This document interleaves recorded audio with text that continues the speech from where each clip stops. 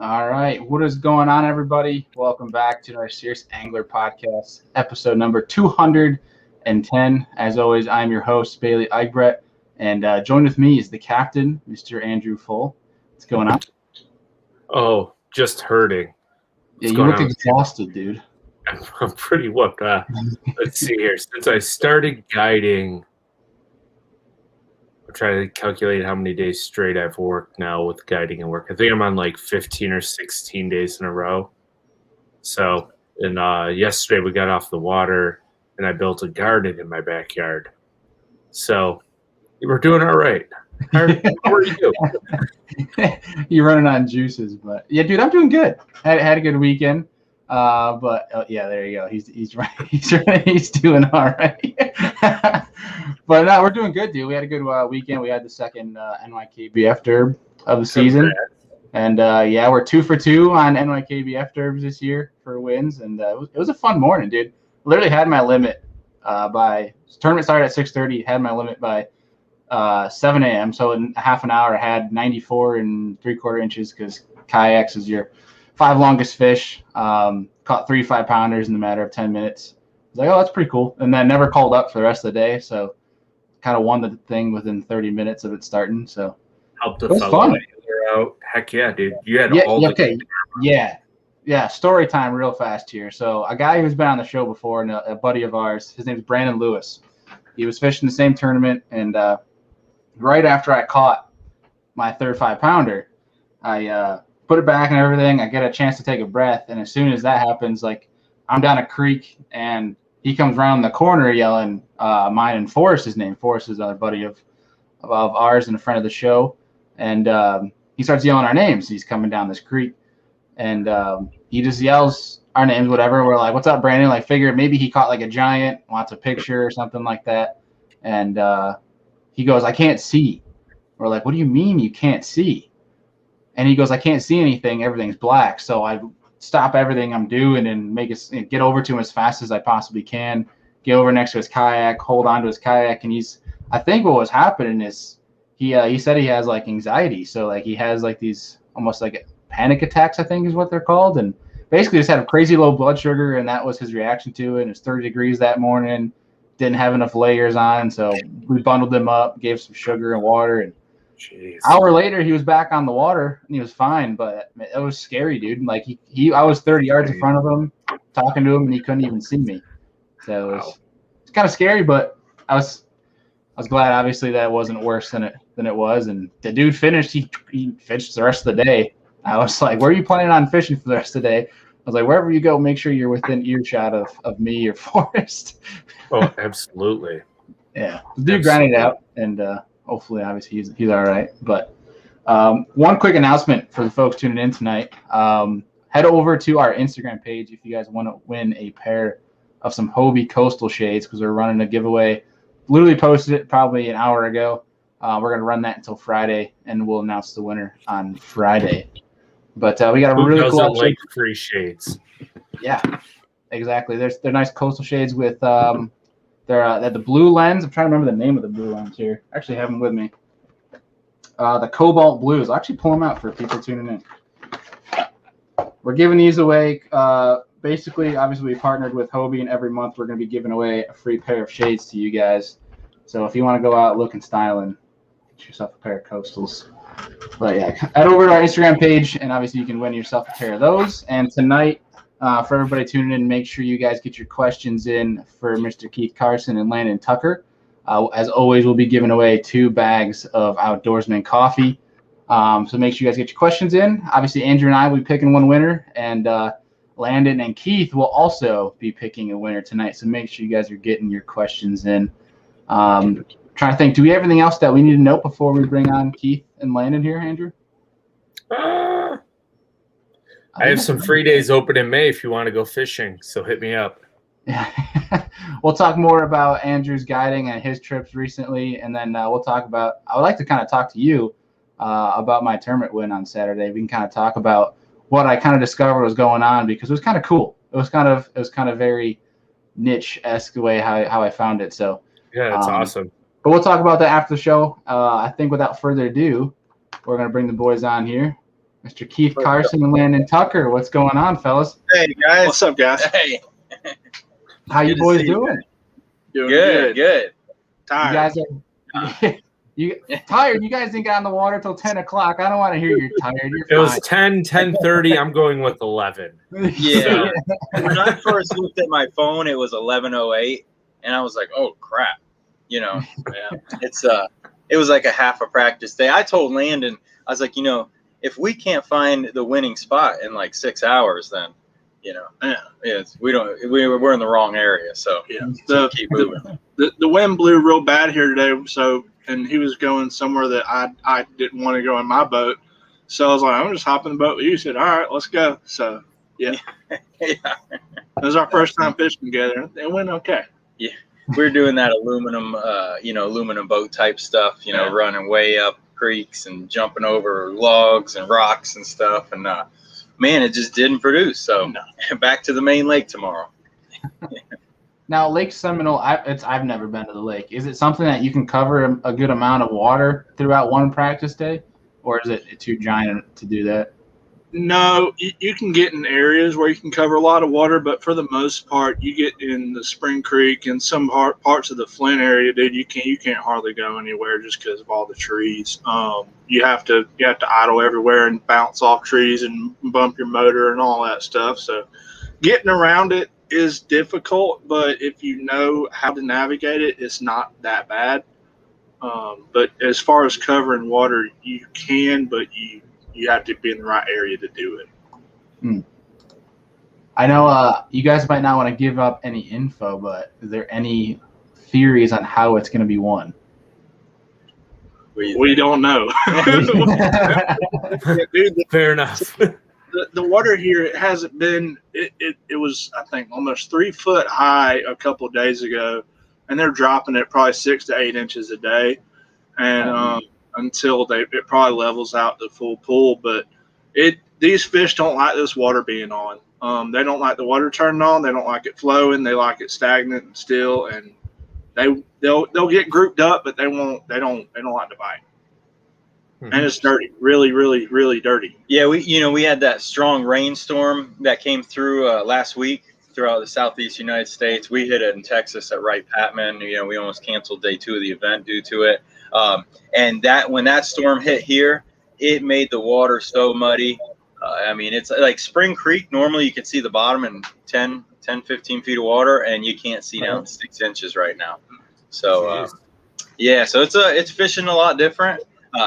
I've never cashed a check at Lake Seminole since 2004. It's my nemesis for sure. So, I'm trying to change that this time, but I'm not off to a good start. Oh, no. How far is Seminole for you, Keith? Because you're a Florida guy, right? Yeah, it's only 4 hours from my house. Yeah, not too far. But it's funny for me because so the lake up from this, Lake Eufaula, I love it. I love it. I can catch fish anywhere in the lake. I feel confident to, catch them and be in the top of the field. Come to Seminole, and man, it's a grinder for me. So I need to open my mind up and change the way that I fish Lake Seminole and change the way that I see the lake, I think. Isn't it, total random tangent, but isn't it kind of a tough battle with, you hear the arguments of guys saying stick to your confidence, whenever you're fishing around, that no matter, like, if you stick to your confidence, you're going to catch fish, but then there's guys saying you need to be versatile when you go fish around the country to be successful. And it's like, how do you balance those two arguments when you have both of them feeding both your ears? What are your guys' whole theory on fishing your confidence versus trying to be versatile in whatever region you're fishing? What do you think? Well, the thing I like to do is, dude, I like to think I can do everything the best. I mean, not really, but I like to be able to do a lot of stuff. I like to be able to go shallow. I like to be able to go deep. I feel like if I have to go and throw a dang drop shot in 20 foot of water and catch 5-pounders, I can do that. Or if I go up shallow and flip a big weight, I think I can do that. So, Mr. Shallow over here is he doesn't get out of 8 foot. No, I don't get out of like 3 feet. 3 foot. Yeah. Yeah, I mean, I'm with Landon on some of the stuff. Like, I can drop shot when I get up north. Champlain, Erie, St. Clair. I can catch them pretty well up there. But when I get down here, south of Tennessee and stuff, I'm a shallow water guy, and I do stick to my guns. And I'm a firm believer in mastering certain techniques. And like one, for example, for me is the Chatterbait. I love the Chatterbait. I can throw it a million different ways, different weights, different combinations of colors. I love the Chatterbait so much, I really haven't thrown a spinnerbait in 10 years. And for me, in my mindset, the only way I can truly master a Chatterbait is by putting everything else down. If I'm okay at the spinnerbait and I'm okay at the Chatterbait and I'm okay with the buzzbait, I'm never really great at any of them. And so, there's times when, hey, they're not eating the Chatterbait, and maybe I really suck in that tournament. But the times that they are, then you better watch out. So, if they're not eating a Chatterbait, you're just gonna die with that thing. No, I mean that's just an example. I have about five techniques that I use around the nation, and a big part of the reason why I fish that way is because Cox does it too. John Cox, so for me it's like I'm really good at flipping 1 ounce. I'm real good at the 1 ounce, and other weights I'm okay with. But the Chatterbait, some speed worm, top water, stuff like that. It sounds like you take Florida and go everywhere with it. Yeah. Florida comes with you. Yeah, it really does. And it's crazy. Like, there's so many lakes that are notorious for being deep water lakes, and you can still really catch them up shallow. And, like, for example, one of those lakes, Lake Pickwick, I pay a lot of attention to Andy Morgan. The guy is, in my mind, I think he's one of the best, and he is a shallow water master. He'll go up shallow in Pickwick and get a top 10, and all other 9 guys are out in the middle. And so that's really impressive to me to watch him do that. Heck yeah. Going real fast, going back on the Chatterbait. Right. 2 questions. Well, one, we have a question from a fan, and he asked, what Chatterbait brand are you throwing? I throw the Z-Man. I throw the custom one. I like that one. I throw all of them. The jackhammer's good, but it has specific applications. You can't throw it around wood. You can't throw it around docks. It's okay. It's only good in grass. That's it. Okay. So it's. I do like the jackhammer. It needs to be. It needs to be refined for sure. See, the jackhammer was my problem at Wright Patman, is because we got hung up so much there, dude. Everybody has those stories of getting hung up at Patman, but dude, we were throwing that Chatterbait and it stayed hung up because that jackhammer's got a little bigger hook on it, and it doesn't like to come through that stuff. But I lost a lot of fish there. I'm still mad about it. I said something about it today. I said, dude, I'm still mad about losing all those fish at Patman. I could have had 20, 25 a day there if I could have kept them on. Oh man. Jeez. Yeah, he was losing giants. We'd come back after the tournament day, and he's like, "Watch this video," because in the NPFL. So for those of you that don't know, we all have to run GoPros all day long. We run a big SD card, 256 gigs, and it runs nonstop. And so at the end of the day, we have everything on video. So and Landon's like, "Check this out," and he's like, showing me 7-pounders, their tail walking, and then they just Yeah. Like, oh, man, Ouch. Yeah, big ouch. That's heavy on the heart. I came back to the house every night just mad, and him and Suka, dude, they're just like, we caught him good. I was like, it must be nice. Yeah. Must be nice to put him on the deck. Landon, talk about that for a second. Why do you think you were losing those fish? Okay, I know exactly why. Okay. So with all that stuff being so bad at Patman, I'd put my Chatterbait on a little stiffer rod, and to try and get him out of those bushes. Well, whenever I would set into him, I would like lean into him pretty hard. I wouldn't just reel into him like you do with a Chatterbait. And with it being on that stiffer rod, I think I pulled it out of their mouths instead of getting a hook in them. So normally I'll throw it on a 7.6 medium heavy cranking rod, and whenever they get it, you just start reeling and kind of lean into them, which is what I've gotten to do now. The last day I didn't get as many bites, but I got them in the boat because I made that adjustment the second night, or excuse me, the night of the last day, and I really wish I would have just not changed rods, not changed setups, just went with what I had. Right. Well, that leads me to my next question, because Andrew and I talk about this all the time, and it's your Chatterbait setup. I'm curious, both of your setups. Obviously, you mentioned you throw a 7.6 cranking rod, Landon. But Keith, like, what's your Chatterbait setup then? Are you a glass guy? Are you a graphite guy? What's your take on it? No, so I'm a graphite guy. I prefer the extra sensitivity, but I also throw the Chatterbait in very specific tight casts around wood. So I prefer that sensitivity. I can feel it tick things and when to speed it up and when to slow it down. I throw it on a Abu Garcia Fantasista 7.3 medium heavy with the Revo Premier on a 7.3 gear ratio, 7.3 to 1. And I throw it on, I use 20-pound fluorocarbon, and I like that because I can just lay into them. I mean, you can pull so hard and it doesn't break, and you can get them out of that cover, get them out to open water, and and then play them a little bit and fight them. So, the issue, many guys talk about throwing a glass rod, and a glass rod is great for maybe for someone who doesn't throw Chatterbait a ton, or even if you do, it's just a great way to go. But for me, I prefer that graphite to get that extra sensitivity.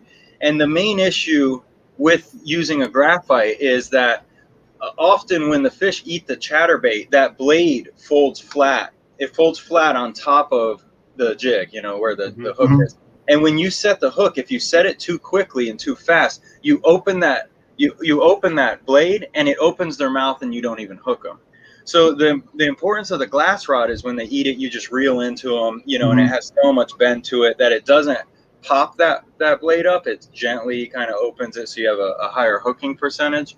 So what I have to do with the graphite is I have to pay attention to my mechanics more. I can't snap it, I can't set the hook really hard. I have to reel into them, and once I feel them, then I do a sweeping hook set, kind of like a worm bite or something.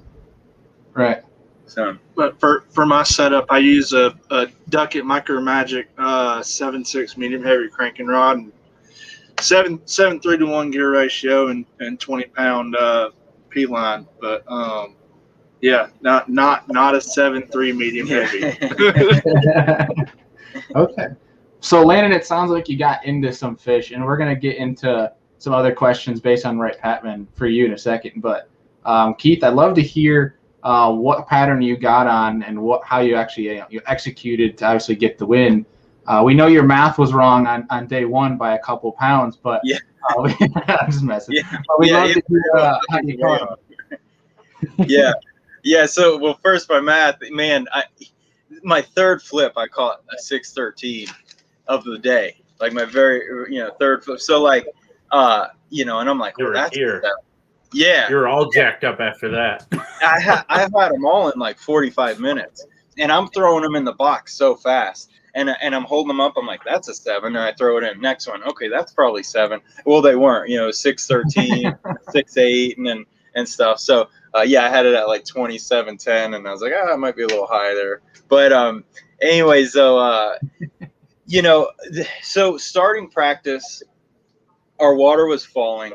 It was falling every day. I think it fell. How much did it fall? Like 3 feet. Yeah, something like that. From in a matter of 7 days, it came down almost 3 feet, and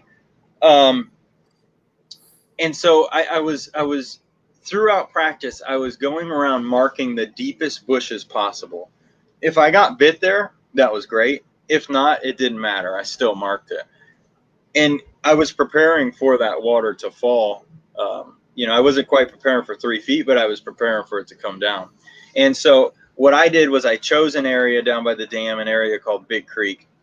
and I trolling motored from the mouth of Big Creek all the way to a bridge in the back, which I'd say is like, what, 5 miles or so? Yeah, maybe 5 miles. And so it took a full day to troll from the mouth to the bridge. And then the next day I trolled from the bridge all the way back. And the reason I had to use my trolling motor was because I actually needed to get the trolling motor up on in the bushes and on the very edge of the bushes, so I could see those little inconsistencies in the bank that would show where, you know, if a bush was 4 inches deeper at the time, you know, say it was 3.4 and everything else was 3 feet, it wasn't that big of a deal. But then you drop the water a couple feet. Now you got a bush that's 1.4 where everything else is 1 foot. So it allowed me to know exactly where I needed to pitch, where I needed to cast the chatterbait. It just, you know, I simplified everything come tournament day by working hard through practice doing that. And you know, if you watch me on live, you saw I was going pretty fast and was just flying around. And that's because I had already, you know, done my homework throughout practice. I was just hauling butt, knowing where to cast a pitch. Yeah. Now, was it a pretty treacherous place to navigate? Yeah, but Lake Seminole's worse. Yeah, honestly. You know, there is a lot of standing timber there. But for me, I was just running. I was running the bank. If I didn't see something, you know, I'd just go. And then if I did see something, I'd just drive around it. You know, luckily, knock on wood, in how many days? 6 days, I didn't hit anything. Yeah. So I ended up hitting one, so I just kind of skimmed over it on the last day when that water dropped a lot. But yeah, I would. There was a little marked channel in Big Creek that we could run, but once we got out of that, I idled to the bank, and then you could run around from there, just dodging what you can see. But yeah, Seminole's a lot worse than Patman. Yeah. Keith, real quick, going back to your comp you made, you said you were looking for the deeper bushes. Now you're talking bushes that are connected to the bank that are not offshore, right? No, these bushes are. These bushes were somewhat connected to the bank, but not always. Sometimes there would be like a flat just way offshore, and there would be bushes all over it, and it was actually no dry land. But the way that Wright Patman works is that water fluctuates a lot there. Like, how much does it fluctuate? Like 20 feet? Yeah, something like that. So. I think the highest it's been is like 24 foot, and it's been 2 foot low or something like that. But it fluctuates a lot. They mess with it a lot. And because of that, there's no houses on the lake because it just goes out. It's just too much. Like, there's actually a bridge that goes to a RV park. Yeah. And half the year you can't even drive the bridge because it's underwater, completely under. And sometimes you can go over the bridge. Yeah. Yeah, to get to the pocket in the back. Yeah. That's it. So wow. The boat ramp had to be massive, like the length of it. It's pretty long. Yeah, it was funny because the boat ramp was so big that you couldn't tell if there were boats down there. Like, if, you know, guys pulling their boats off the trailer. So every day you'd have guys start backing down, and then they couldn't get anywhere. And like, people are honking their horns, you know, and stuff. And then everybody's stuck, and then the next guy had took his spot. It was a mess. It was pretty funny though. Yeah. Oh, we went to another boat ramp and then actually drove by boat to the boat basin where the tournament was. It was so much easier. Yeah, but man, it's an awesome fishery though. Gosh, is it good? I hope we go back. Yeah. Dude, I need some redemption. Keith wants to get another trophy. So Sounds like Landon needs a 7.3 medium heavy. Yeah. Yeah. But we have a quick question here from Kyle Pillars, and he says, how do you stay mentally positive after going from one water level to a drastic change the next day? It's a good question. You just got to keep an open mind. Like, you can't let little stuff like that get you down. Like, you just have to be like, okay, the water dropped. What are these fish going to do once this water drops? They're going to move. They're going to move out. They're not going to stay up there with their backs out of the water trying to spawn, even though there were some up there laying sideways trying to spawn at Patman. But, you know, like he said, most of those fish pulled off the beds and they were just sitting out there staring at their beds, which is, you know, you throw that. We were throwing the chatterbait and that big 1 ounce weight bumping the fish that were sitting out there looking at their beds, getting them to react to it. Right. I mean, I can definitely see how, like, when you see that big of a drastic, like big change in water level, how it can be kind of like a daunting feeling because you know something's about to change, especially with the timing. I believe you guys had experience, right, where it was kind of normal throughout practice and it kind of changed right before the tournament, correct? Right. Yeah. So it's like it was changing throughout the tournament, too. So by day 3, I actually couldn't catch any flipping. It was so shallow. I was flipping less than a foot. And so I had to switch to the chatterbait. And every day that the water dropped, the weights fell too. Not only from fishing pressure, but just because they couldn't get up in the bushes. And when they're not in the bushes, there's not a lot to cast at. There's standing timber out there, but it's just kind of aimless fishing, There were some brush piles out there too that I went in pre-practice, like right after you fall. I went there and I was on a brush pile kick, so I went out there and marked like 50 brush piles, and me and Suku both went and tried it, and they just had crappie around them. No, there weren't any bass in them or anything like that. So I don't know. They could have pulled out there. They probably pulled out there during the summer, but they weren't there when we were there. All right. So Landon, I know obviously you were cursed with losing some key bites, but did you make any adjustments or anything to try to turn your days around? I'd switched to a swim jig a little bit and threw it around some and flipped a lot. I lost some flipping too, dude. I was just on a lose fest that whole week, and it happens, just it happens. You can't you can't really explain it when that happens, but it just popped off, dude. I wish they wouldn't have. All right. Just chalk it up to a crappy couple days and just kind of move on and just trying to keep it out of mind type of deal. Exactly, dude. I was by the time we left there, I was like, well, let's get to Seminole. Take me home, basically, right? Yeah. Take me home. Yeah, that's it. So for my last question pertaining to Wright Patman, unless Andrew has more questions, or even if the folks have questions for Wright Patman, was it kind of universal in terms of what you guys saw everybody doing, or maybe talking amongst other anglers? Was everybody kind of doing the same things, or did you hear any other unique patterns that either you guys tried and found successful, or other guys might have found successful? No, we were all up in bushes. Right. Yeah. That's the one thing about Wright Patman is it's lined with bushes. Like I said earlier, there's no houses, hardly a dock on the lake, and so imagine it actually took me back in time, and I felt like I was fishing a lake from 100 years ago in an undeveloped area, and part of that was because that Wright Patman's full of fish too. Every day is having 20, 25 bites, or more maybe. But it's a riot. It was a great time. Big fish, lots of bites. But to answer your question, it's just the whole bank's lined with bushes pretty much everywhere. And there is some rocks down at the dam and some riprap and stuff. But so it was a flipping fest. There were people that said you could sit still. You could sit still for 30 minutes on one point and still not hit every limb, on a bush and stuff like that. There was so much water to cover with all those bushes that we could go behind people and still catch fish. Definitely, yeah, without a doubt. So that brings me to another question. So I have a tournament coming up where offshore brush piles are going to be a thing. And when there's so much there to run, is it something that you guys, maybe in practice, or you see all that brush there, are you going to fish that stuff in practice? Or is electronics going to play a deal where you might scan it before you even try to fish any of it? So that's what I was doing at UFOLO, was fishing brush piles. The only thing I pretty much did in practice was idle. The last day of practice, I made one cast on a brush pile, called a 3. Next brush pile, called a 5. I was like, I don't need to. Yeah. I probably don't need to throw on any more piles. So I just went and marked more of them. The more you have, the more you can hit a day is key.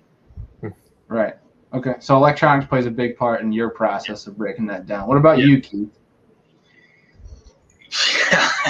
You, Yeah, I'm more of a visual. Yeah. Yeah. do So you have a graph on your boat beyond just mapping? I do. I have active target. Okay. I have an HDS 16 on the front of it. You know, yeah, I've got it, and Flat screen. I still have to work on it. There is a learning curve to it. It does work. It's awesome technology, but for me, like, you know, I go offshore and I put on my active target, and there's just fish everywhere. Like, what do I cast at? I don't even know. Like, it's What am I looking at? Type what deal. am I looking at, and what do I throw, and like, and then I'm like, and I, you know, there was one day I spent like 8 hours doing it, and I mean, I must have had 300 fish follow me to the trolling motor. And to realize the amount of fish that actually follow you constantly, it kind of almost, it irritated me. It blew my mind. And then I was like, you know, I'm going to go shallow again, you know, so I don't want to see them follow it back. I don't want to know, you know, if hopefully they bite it. And if not, then I don't want to know, you know, so yeah, so I don't, or not that I don't. At this point in my fishing career, I haven't gone offshore yet. I really don't fish much deeper than 5 feet whatsoever, anywhere. Actually, I take that back. Now, if we go smallmouth, I love going out deep. Oh, I love getting out on shoals in 20 feet. I love fishing off sonar, drop shot and straight down. You know, it's like a video game. I love it. I could do that all day long. But when we're talking largemouth, offshore brush piles and stuff, that's, kind of out of my element. Yeah. So here's a funny little tidbit for you. I live in smallmouth country, right? I'm in Buffalo. Oh, I prefer fishing as God. shallow as possible whenever I can. And Bailey makes fun of me. Oh, yeah. So, like, we have Lake Erie and then we have the Niagara River. And I prefer to go to the river because I can catch them on casting gear. And it's way more fun when I can catch them in 5 to 8 foot of water as opposed to fishing 40. Right, Definitely. I prefer that. I prefer shallow.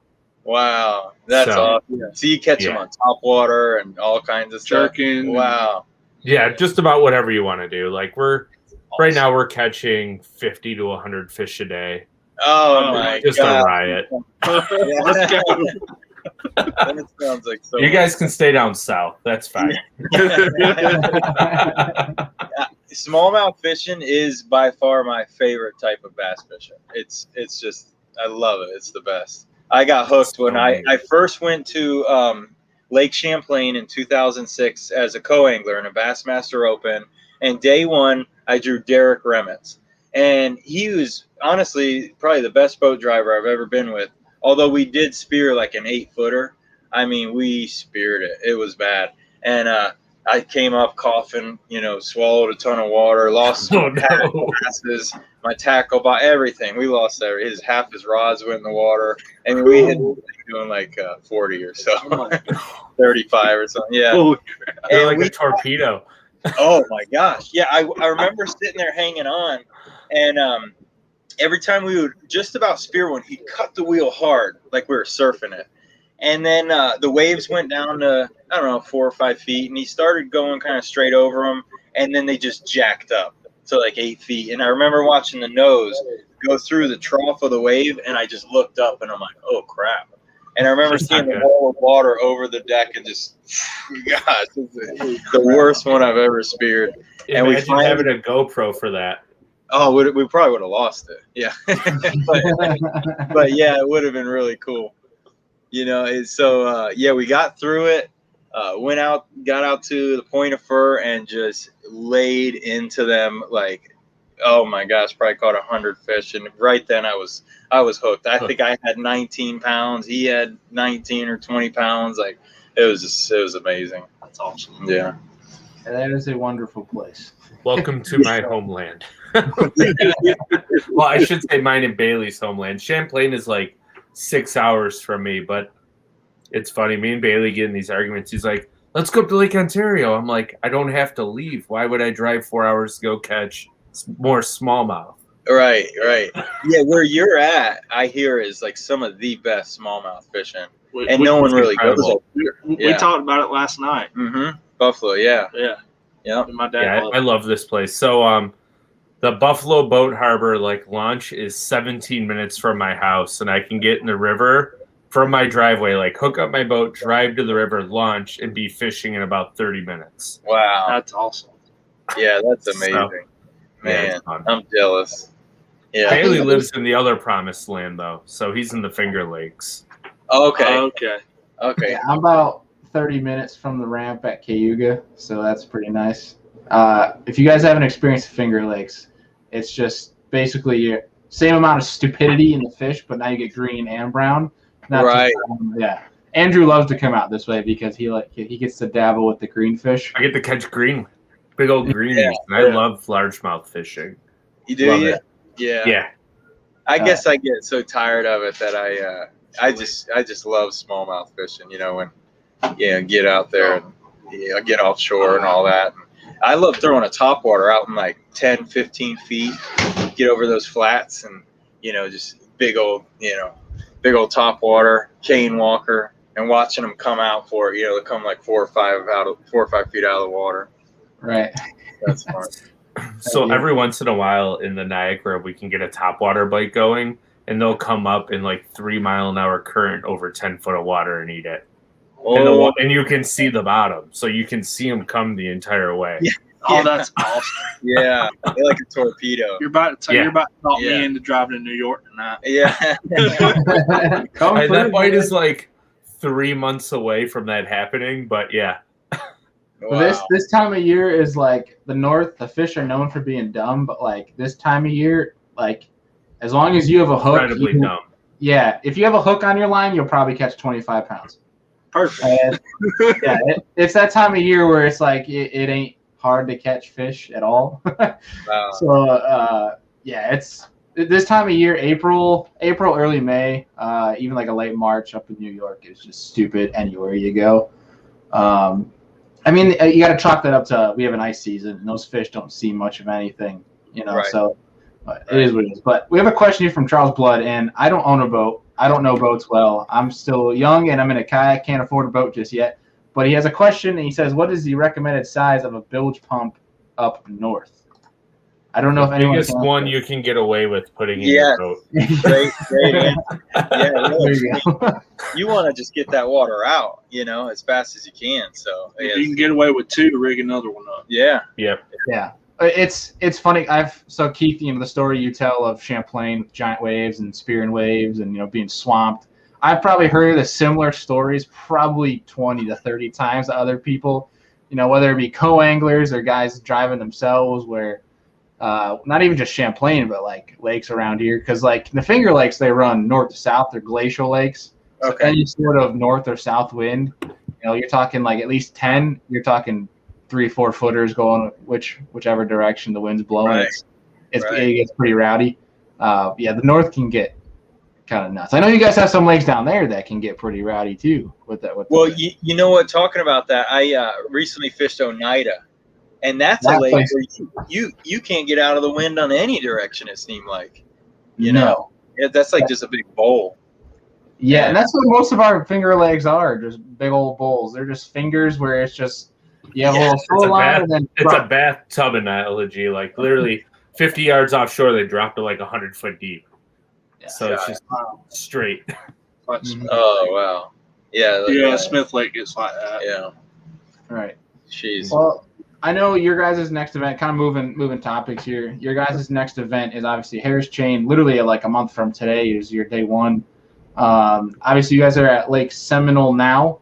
But beyond Lake Seminole, what are you guys doing to keep busy for the next month? Well, we're fishing Seminole, and then the last day will be Saturday. If either of us don't make the cut, we're going to go down to the Harris Chain, try and get on there Sunday at least. But between then and now and then, I'm gonna try and get on the water some. I'm gonna work some. I work a lot and fish some. So, just try and stay busy. Get in the boat a couple nights and rig some stuff up for the chain, and just got to get ready for it. Yeah, I'm gonna. My goal this year is to learn active target and to Oh, we're gonna do that. Catch fish on it. Yeah. Catch a dang fish on it. And so, getting ready for the Classic, which starts in the first week of June or so. I'm going to. So that lake, Ray Roberts, has a lot of standing timber. So I'm going to go to a local lake in Florida, which is like one of the few lakes that has standing timber. It's called the Rodman Reservoir. It's connected to the St. John's and the Ocklawaha. And I'm going to go out there and going to go out in the middle of the lake, and I'm going to learn how to use active target. And I'm going to use the standing timber to have a visual reference of distance and such like that. I think that's, for me as of right now, I think that's how I need to learn. There's no real handbook on how to do it or anything like that. But, when I look at the greats at this forward-facing sonar, to me, it's Patrick Walters. It's pretty simple to watch him and realize he uses, you put a jerkbait in your hand and you look at the fish. And typically when he's won, it's been around standing timber. He did it at Lake Hartwell. He did it at Lake Fork, all around standing timber offshore. And where else? Didn't he win somewhere else? He almost did it on the St. John's. Yeah, he almost and did that it was on Rodman Reservoir. Yeah. So that was stupid. There's a pretty easy, he's got something down here. So I'm going to try to do it and see if I'm going to go help him. Yeah, he's gonna help. Landon's going to help me because he's the pro at the forward-facing sonar. No. Yeah.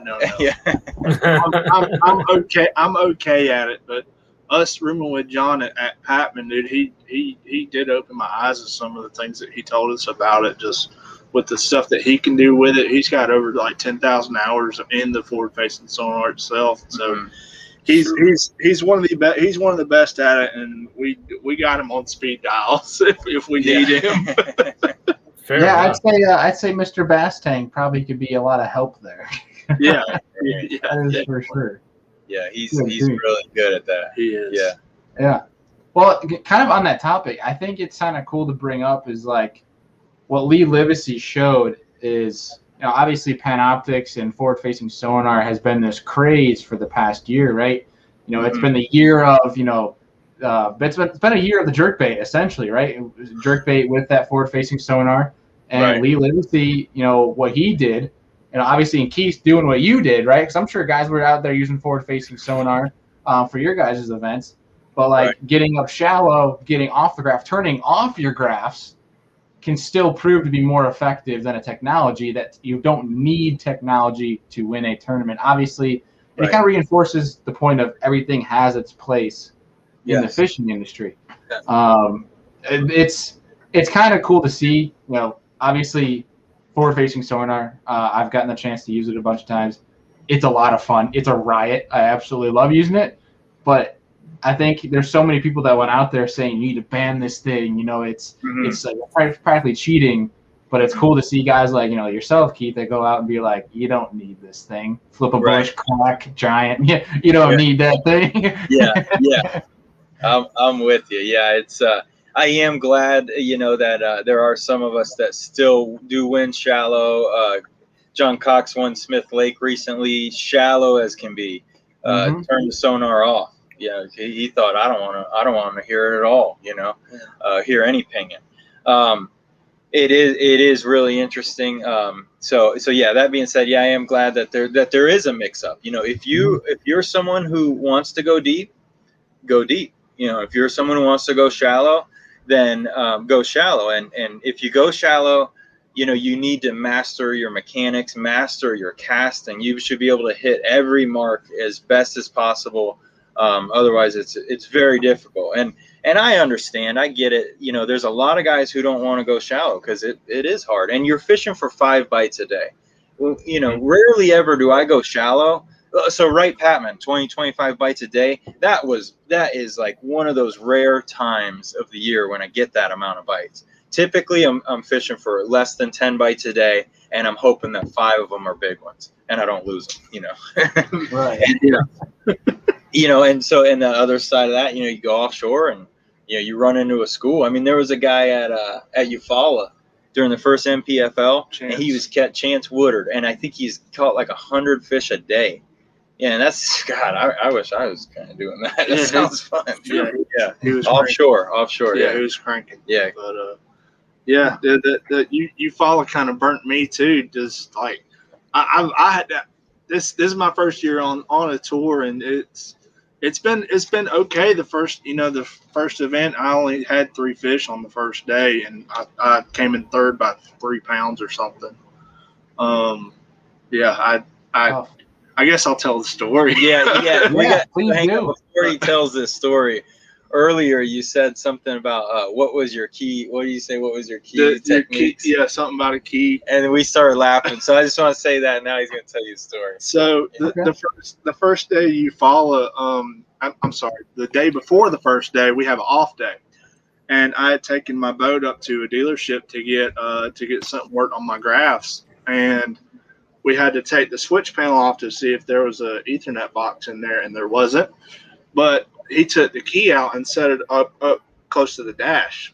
Well, we put everything back together. Then my graphs still aren't linked together, but my key stayed there. And I drove off, and went to launch the next morning, and I was like, my key's not in my boat. Where's my key? So I frantically looked. They had a camera on me for that first day, so I had that nerves going on. And Brad Fuller, one of the owners of NPFL, he had his boat there. He was like, "Hey, dude, we can't do much, but you can use my boat." I was like, "Awesome, let's do it." So I get his boat, run down south to where I was fishing at, and he calls me about 10:30. He said, "Hey, come get your boat. We found your keys." On a Phoenix, you have a center console in your driver's seat. And there's a little gap right there in between them.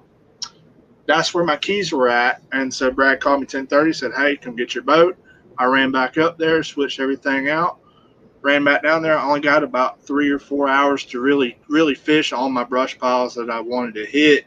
Ended up with 3 fish for almost 12 pounds. And, if I could have had 2 more, may have a different story. But, John deserved that win. He earned it. He won it. I lost. So it's okay. So we've been thinking of all these funny jokes about what was your key to success. And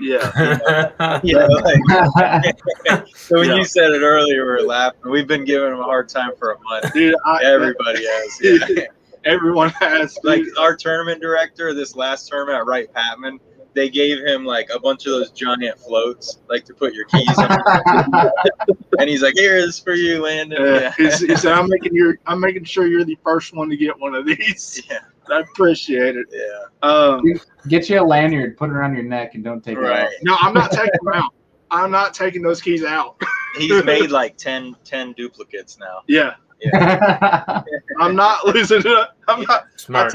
I tell everybody I got a $30,000 pair of keys in my boat because that's what they cost me. Yeah. Yeah. That's amazing. Yeah. So, kind of on the topic, we obviously before we got into talking about that, we were talking about electronics. Oh yeah, One thing I wanted to ask you before we moved on was, obviously, Keith being a shallow guy, and Landon, I want your opinion on this as well because I think you're well versed. Obviously, you're more of an offshore than Keith is.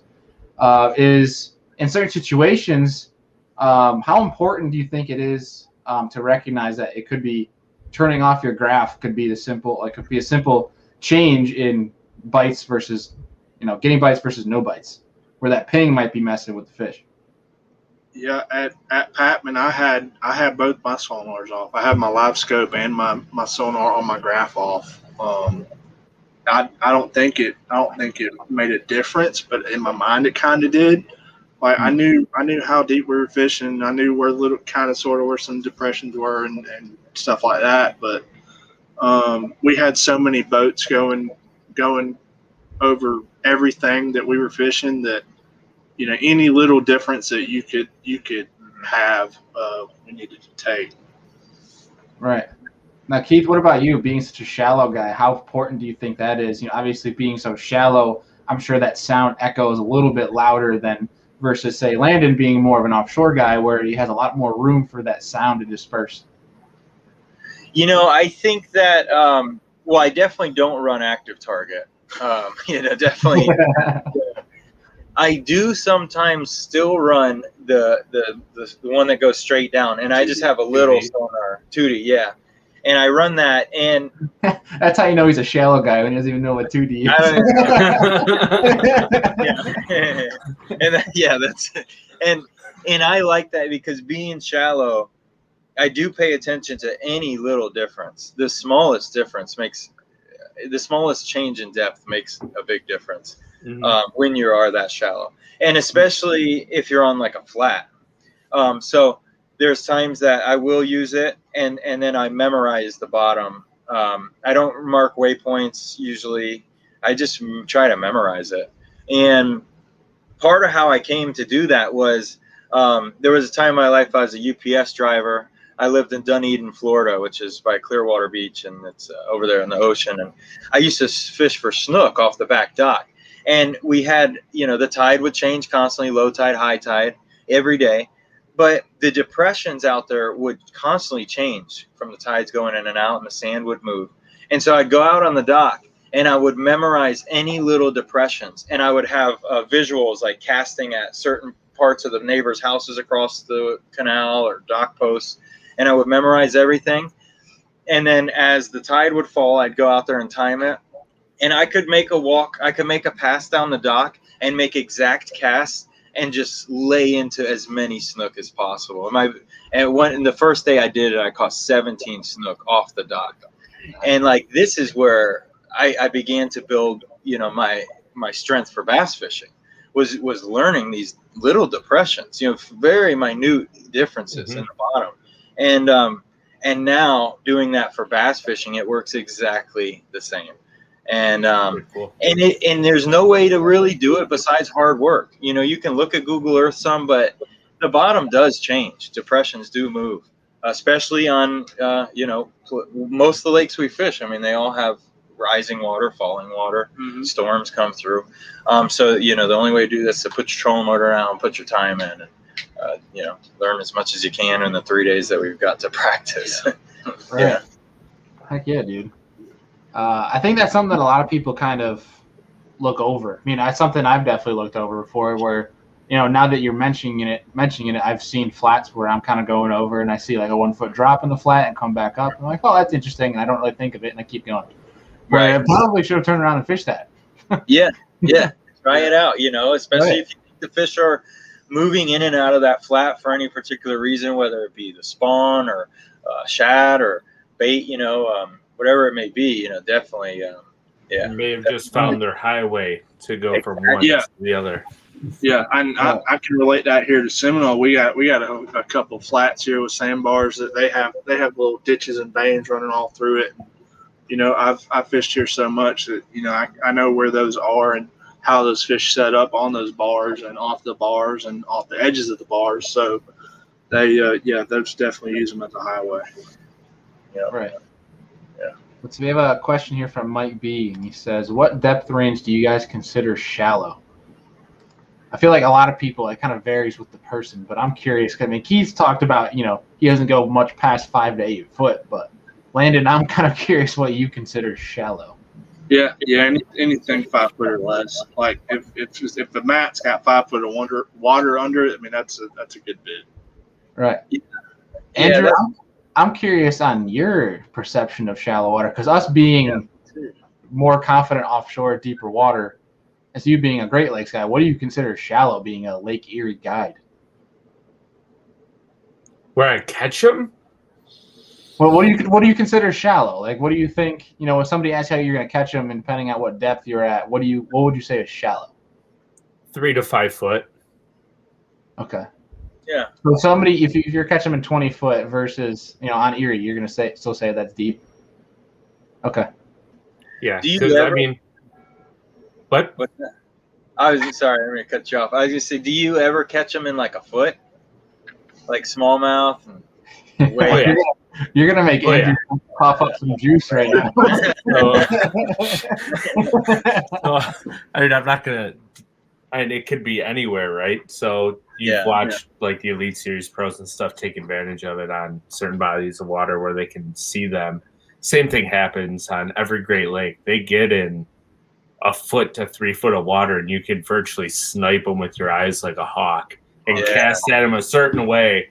And you can if they're in the right mood, they will stop, turn around, and come back and eat your bait because they can feel it with their lateral line. And it's the coolest freaking thing, yeah. Yeah. I mean, we've watched, the Corey Johnston, fighter and them go up shallow and literally just stalk and follow a small. We literally watched Corey Johnston on live on a St. Lawrence River tournament follow a smallmouth for 15 minutes, making 100 casts at it and finally catching the damn thing. Wow. Yeah, dude, it's so cool to watch. And it was all with, I think it was a small hair jig, little black hair jig, black one. Yeah, nice. Is that something you do up here, Keith? When you make your way up here, are you a hair jig guy, or you kind of still stick with the same baits? No, he's using a flatworm. Let's not lie. Yeah. So the one thing that I surprisingly the bite I haven't got on with smallmouth is the shallow bite. I don't know if it's a time of year or if I just haven't done it enough or just don't have enough knowledge. It's very particular stuff that they get on. Right. Extremely particular. So, like, you can go down a 15-mile stretch of the lake, and they will be in literally a 20-yard stretch. Yeah, yeah, that makes sense. Yeah. I need to find that 20-yard stretch. Yeah. Andrew, I would love to have, Keith, I'm sure you've seen it being a Florida guy, those redfish boats that the guys get for tournaments where they're like, they have the massive like a ladders. skiff. I would love to get on those ladders up shallow on these Great Lakes and start looking around to see if you can see these brown blobs just swimming up dirt shallow. Oh, you would see them. Really cool. Yeah. You would see them.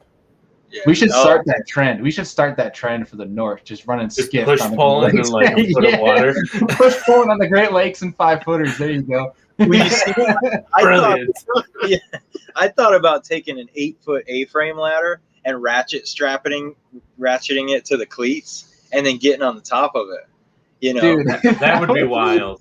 That would be the greatest picture of all time. Yeah, I mean, if it wasn't illegal in all the tournaments, I would definitely do it and just have somebody idle me around. I'd be like, "Oh, there we go, big school." Yeah. 9-pounder. Hey, I'm sure it's legal in local derbs. I mean, you could be like, "Show me the rule book," when you get in. Right. There you go. Just have one of your buddies just get on the big motor and you just sit up on the ladder. With a wacky rig and just cast from the ladder. Here you go. Yeah.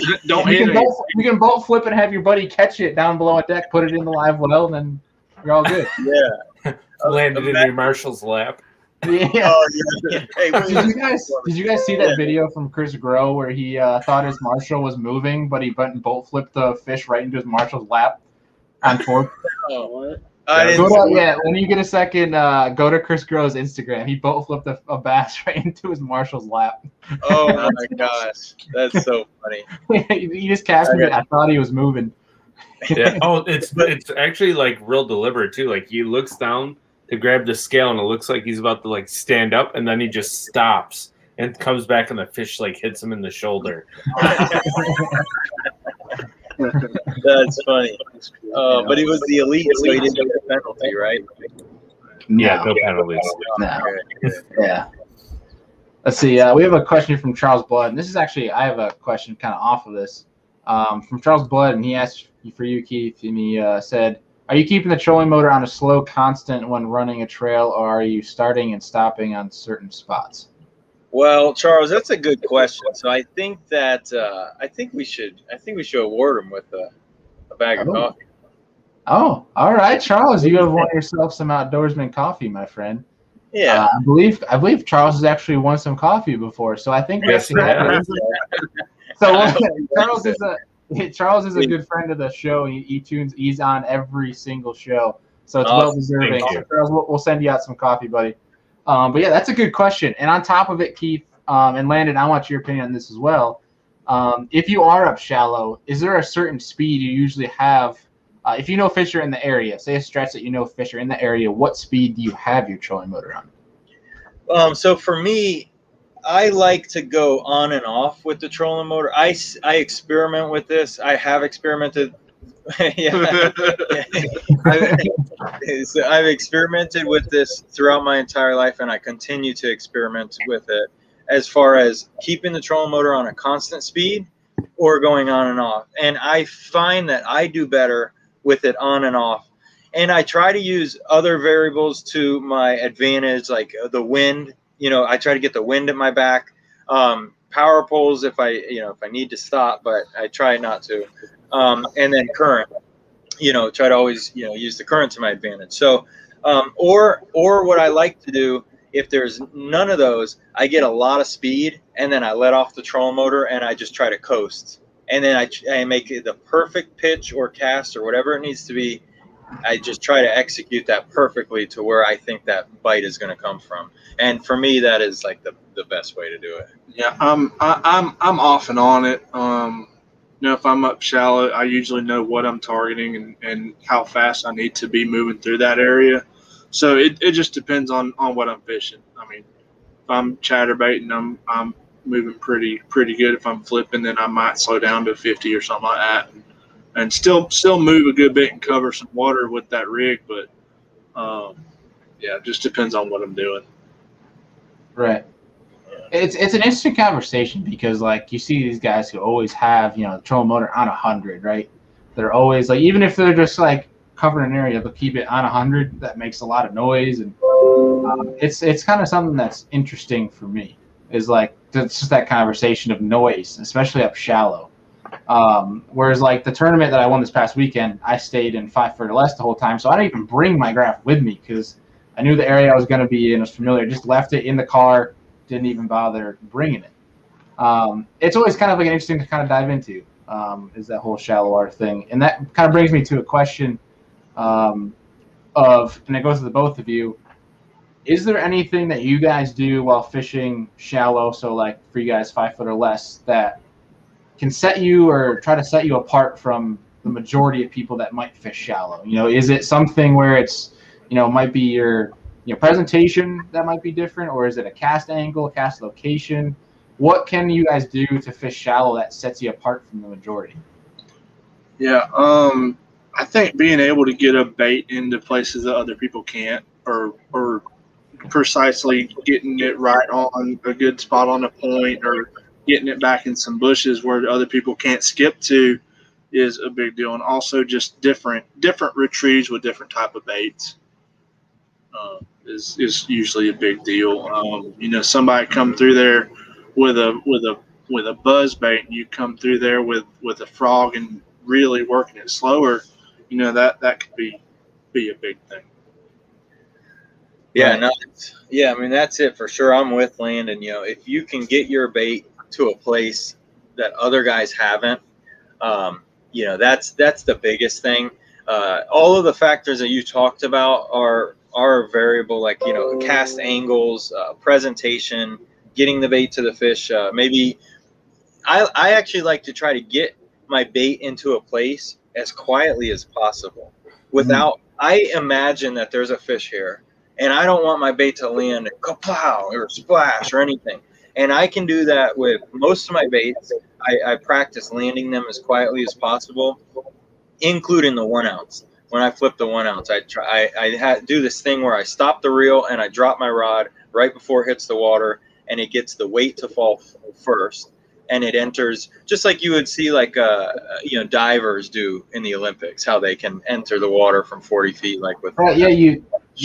Yeah. You grabbing the reel, right? When you grab it, halts the bait from going like this, and then when you grab the line, it goes like this and then falls. Yes, exactly. Right? Yeah. Yep, and it's just practice, timing, getting into a rhythm.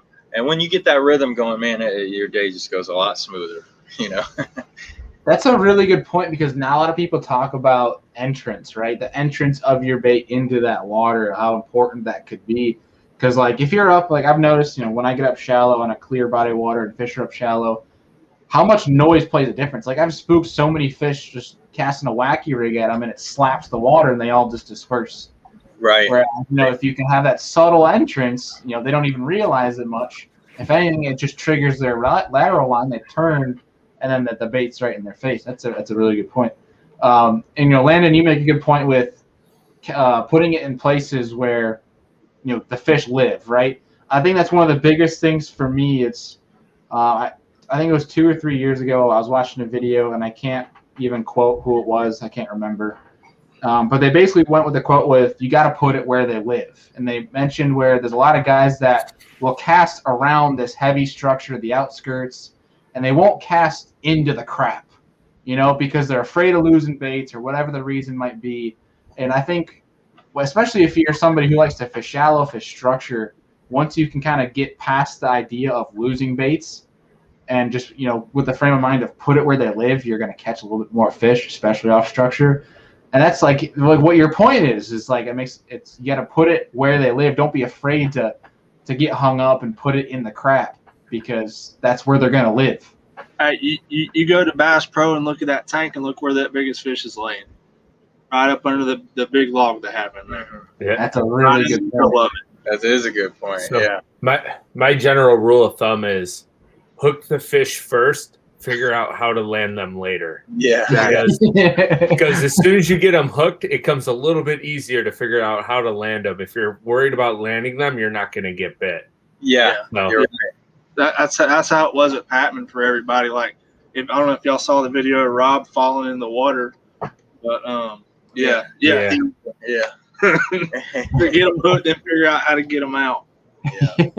I don't know how many times I've seen, Andrew and I were fishing, and Andrew would flip over like a dock line or something like that. And he goes, I don't know how I'm going to get it out, but we'll figure it out when we get there. Yeah. Like the dock line is like just like an inch over the water, so it's almost impossible to get it underneath. I'm like, I'm just going to go over top of it. Right. Yeah. I'll get them out. Yeah. One way or another, you figure it out. Yeah. Oh, yeah. That's funny. So you can't be scared. No, you You got to might break off a 6-pounder, but Yeah, but if you didn't put your bait in there, he never would have bit in the first place. correct. So it's like you gotta hook them before you can lose them. So might as well get your bait deep in the stuff and hope for the best. Yeah. Hope you don't shed a tear or two. Yeah. We're losing 7-pounder tail walking by the boat. Oh Yeah. Yeah, that sucks. Sorry, buddy. It's one of those points too. Is like people are like, oh, I don't want to lose a jackhammer, in the brush pile. Like, well, don't throw a jackhammer in the brush pile. Stop buying jackhammers then. Right. Get a queen tackle switchblade and put it on a swim jig. Oh man, don't talk about those. Do you see the little queen tackle thing right there? Oh dang it! I was on the phone with Mr. Jeff Queen this morning. We were actually talking about those. I'll be throwing those this weekend. Yeah, I just found out about them. I talked to Jeff Queen and at Lay Lake in the last open I fished up there, and they're real nice, great people. And me, as I talked about earlier, I love the Chatterbait, and what they've got going on there. I still have a lot to learn. I'm a big believer in. So Tiger Woods always had a theory in golf where if he didn't master a shot, he would never put it in play in a tournament. So like if he didn't master the flop shot and he had a shot that called for a flop shot, he wouldn't hit it. And I'm a firm believer in that too. If I'm not really good at something, I'm not going to do it in the tournament because, then I'm adding variables of fish that I could lose or things. So that being said, what they've got there, they're onto something. I haven't used it in a tournament yet. I'm not that great with it yet, but I do like it. It's a brilliant idea. How you can put that on any bait you want to. I'm gonna need to see this. I don't know what. Oh, well, let's just. Oh, dude, it's Yeah. We'll give you the rundown. Yeah, we'll give you the rundown. I know it might make Keith mad here, but basically what a switchblade is, it is the blade that you see obviously on a bladed jig. They sell the blade individually that can go on any single vertical line tying jig head. Okay. So you can pretty much get very, very creative with where you put a blade to create a bladed jig. And I will throw a bone out there really fast for people is don't be afraid to throw that thing on an underspin.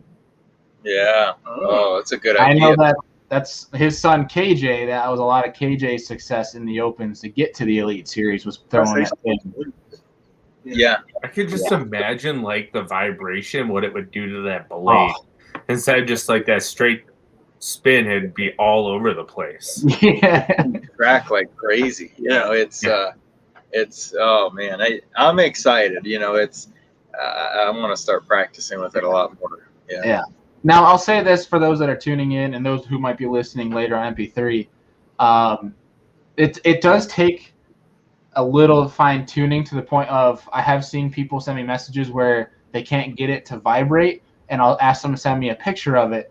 I do have a video out on how to actually put it together. They put it on upside down and backwards. There is a way to actually put this thing together. But once you get it down, it's fairly easy to figure out. But one thing that Jeff Queen and I have talked about is you have to get very specific with your trailer to jig head combination, where every jig head will work, but your pairing with the trailer is important because depending on the trailer will depend on the vibration that you're going to get from that blade, which is something that's pretty cool. And actually, honestly, leads me to my next question to you guys is, obviously, a vertical trailer versus a horizontal trailer for a chatterbait can vary your water column that you can keep that bait in. But beyond water column, is there a certain situation where you guys switched from a vertical trailer to a horizontal trailer? If I want to keep the bait up higher, then I'll go with the horizontal. But that's, I don't know. Yeah. You're better with that chatterbait than I am. Yeah. No. I'm with you. He keeps them good. So let's say horizontal meaning like a crawl type trailer. Yeah. Right. Flat. Yeah. And vertical meaning more like a swim bait type trailer. Right. Exactly. So for me, I use the vertical more I use it in laydowns, docks, any deeper water and things that have a quicker drop off, rocky banks, anything like that. And then horizontal, I try to go with the crawl type trailer when I'm around grass, lily pads, shallower stuff. And it usually seems that it also slows the fall rate with the crawl type trailer. Usually you get some more resistance with the kickers and stuff like that. So and the reason why I like that is because when I'm around grass, I can just pump it through the grass, and have better control. So it's that's typically how I do it. Heck yeah, that's good to know.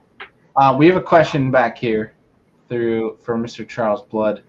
And it's one that's something I've been looking into this past year because I didn't take it as seriously in previous seasons. Is your preference on sunglass lenses and how you base it with watercolor? And I know obviously that lens can play a big deal with especially fishing shallow and with certain conditions. So do you guys kind of have a rule of thumb that you want to talk about on how you go with your sunglass lenses? What do you think? Yeah, so just when you're more low light, that the yellow lens helps those beds stand out more. But once that sun gets up and you're getting clear water, the amber is probably the best, I think. Or green. Green's good too. Yeah. You know what? Green and amber is good, and yellow. So I would wear yellow constantly if my eyes wouldn't burn out of their sockets from the middle of the day. It really is the best. But I actually recently I have a new theory on this, and I think that certain people's eyes see colors differently, and that so first of all, I'm a firm believer in amber colored lenses. I love it, and I've been in the boat with people where we're looking at fish on the beds, and they're like, no, I like blue colored lenses, and I'm like, no way, and we completely disagree on it. But who's to say that their eyes don't see colors differently than mine? So with that being said, I do believe in amber lenses, and I love yellow lenses, but you need more protection than that, or we'll all be blind by 40. So how much do you think water clarity plays into the lens choice too? I think it does play a role. I think if you go to a lighter, clearer water, then the lighter, clearer lenses typically work better for me. But I try not to go darker than an amber lens ever, unless it's like the middle of summer, or if I'm specifically not sight fishing at all. I can go to a dark blue lens just for the purpose of more eye protection. But yeah, that's pretty much how I look at it. Yeah. I kind of agree. Yeah. Yeah, I kind of narrowed it down to two. Where like so Hobie has one called the Sight Master, which is like that yellow, that more kind of copper-esque lens for your sight fishing, your low light, and then I have like a blue that I use for when it's a little bit when it's sunnier, obviously more open skies when you're on high sun, that sort of deal. That's what I'll rock the blue ones. But Andrew, do you have a theory that kind of differs from what's been said already? In a perfect world, I want 3 pairs of sunglasses. Sightmaster, that yellow lens for like early morning low light. Green amber if I'm sight fishing shallow and you have variable conditions. So if you have cloud, sun, wind all kind of mixed in, that's where I like the green amber. And any type of open water fishing, I'm blue all the way. 100% blue because it reflects light so much better that you don't burn up your eyes. So especially up there where that water's a lot bluer than anything down here. Yeah, correct. So much. Yeah, that's right. Our little inland oceans. Yeah.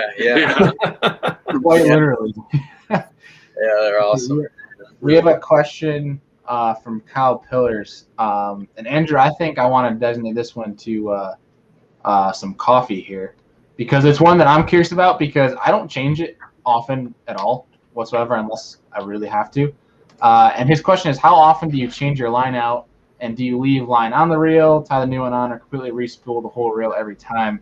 I know guys will use some full spools of fluoro. Some guys will do half braid, half fluoro. How do you guys do your reels?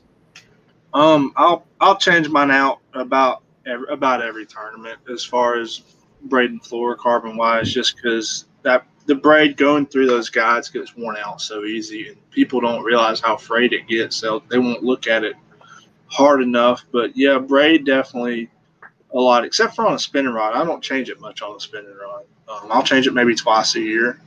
But as far as fluorocarbon, I'll definitely change it every tournament just because it frays so bad. Yeah. I mean, but yeah, and as far as the depth goes, I'll leave like a quarter line on there, cut it off, and fill it back up, because you're never going to get down that knot anyway. Right. Yeah, I think it's really smart to always use a backing on your spool. Mm-hmm. And in fact, sometimes I wish that reel manufacturers would just make the spools smaller. Bilge has a small spool. They are starting to. Yeah. Shimano just came out with a BFS, which only holds like 40 yards of line, but perfect. Oh, I don't know about that. That might be too small. I think Bruce came out with one that holds about that much too, for skipping and stuff, right? Mm-hmm. Yeah, it's like that really, really shallow spool, like the flipping and skipping reel, where it only holds like literally 40 to 50 yards maybe. Yeah. Wow. Yeah, I mean, it's but then the other side of that is, if you have a small spool, then every time I put new line on, I have to thread the line all the way through my eyes. And one of the things that I enjoy about always using a backing is when I pull my old line off and then I hit that knot, well, then I cut it and tie my new knot, and I don't have to thread my line through the eyes never, So I really like that a lot. I hate running line through the eyes, because then you miss one. Oh my gosh! Now for your backing, do you use fluoro mono braid or just mono for your backing? Because I know some people that flip will do like a mono braid and then put their fluoro over top of braid, which I've heard that before. And it's to speed up the spool, but I'm like, I don't think that works. I don't think it does either. No, I mean, I use mono backing on all of them just because it's cheap and doesn't cost anything. Berkeley big game. Yeah, it's the best. It's I've been using it forever. That stuff just doesn't break. But as far as what you mentioned about speeding up the spool, I mean, I'm not understanding that, because to me, I mean, the only thing that speeds the spool up is by putting more line on to create bigger circumference. So that's an interesting theory. Yeah, but I don't remember where it was a YouTube video I watched like 7-8 years ago, and they were talking about putting mono, then braid, and then fluoro over top of the braid to speed up the spool. I'm like, that just doesn't make sense. I don't get it. Yeah, no, I mean, it's not gonna speed it up, because like I said, the circumference of the spool's just gonna stay the same, so you're gonna get the same line on there. Right. Yeah. And I would think too is that fluoro would actually start digging into the braid, so it might slow it up even more because now you're going to be kinking all the time. Yeah, it was just crazy. Like I was just curious if that was like a pro insider tip that nobody ever thought to do, or if it's just garbage. And it sounds like it's garbage. So yeah, I'm gonna say it's garbage, but maybe he knows something we don't. So yeah, maybe. Yeah. Heck yeah. So, really quick question for you guys: when you're up shallow, what are you going to? What are you going to first, jig or a Texas rig? I mean, for me, I'm gonna go to a jig. Jig. Yeah, definitely. Swim jig, keep that thing moving. What type of jig? Okay, so you're okay. So flipping. Okay, you're flipping brush. Are you going to a jig first or a Texas rig? Jig. Yeah. I'm gonna if I'm flipping. Flipping brush. Yeah, Texas. I'll go to Texas rig. Yeah. Okay. Yeah. What about grass? Texas rig. Texas yeah. rig? I actually, you know what? I don't flip a jig as often as I should, and I was recently talking to a friend about this because when you get on that jig bite, flipping a jig, it is a lot of fun, and the big ones eat it, and it's rare to get on a great jig bite down south. Now I know up north, I know Ticonderoga, it's known for it, you know, going down there on Champlain and stuff. But man, when you get on one, it's one of those days that you won't soon forget, you know. We used to get on it here pretty good with a 1 ounce jig, flipping all that grass out there in like 20 foot of water. I haven't done any recently. I don't know why. I about got my arm broke the last time I did it with my dad. Oh my gosh. It's been that long, dude. I remember how it happened too, but yeah, I don't do it as much as I should. Yeah. All right, so you say Texas rig. So what's the first bait you guys are gonna go to? I mean, for me, like even today, I was flipping a creature hog. That creature hog with max scent, they like that. They really like that thing. And so I'll vary in weights depending on the structure or the thickness of the vegetation. But typically, I like the 1 ounce a lot. I'm a firm believer that if you can perfect flipping the 1 ounce, then you can flip anything.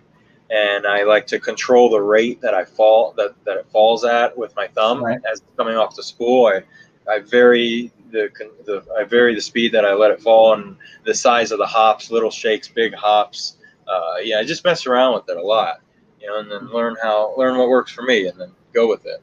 Yeah, I was in his boat today, so I had to use the creature hogs too. But they're not bad, dude. I love the max scent stuff. It's really cool. But a 1 ounce, just flipping a 1 ounce, dude. That's what I grew up doing. That's what I do here. That's what I do pretty much everywhere. Like you said, just trying to master everything or master one thing. Mm-hmm. And I feel like I can flip a 1 ounce pretty good. Yeah, he's flipping good today.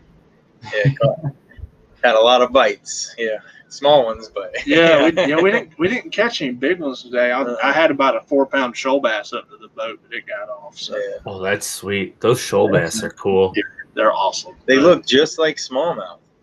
Very simple. Yeah. Heck yeah. They're river fish, right? They are. Yeah, they're only in 2 rivers in the country. It's the Flint River and one of them in South Carolina. I don't remember it, but we have a special place here. I only live about an hour and a half from here, but to the part of the river we were fishing, I only live about an hour. So, getting in the summertime when fishing sucks everywhere else, we'll go up that river and you'll throw a plopper or a bull shad or something, and you'll destroy some shoalies. Like you get a big one, like a 5 or 6 pounder, is a good one. I think the record's like 7.5 or something.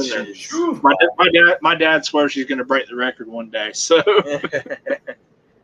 I've seen some pretty cool stuff of guys like kayaking down those rivers, just throwing big bull shads and catching some pretty big shoal bass. Yeah, they'll get on the kayaks up north, like around Atlanta, where the Flint's at. That's a lot more kayaky water up there.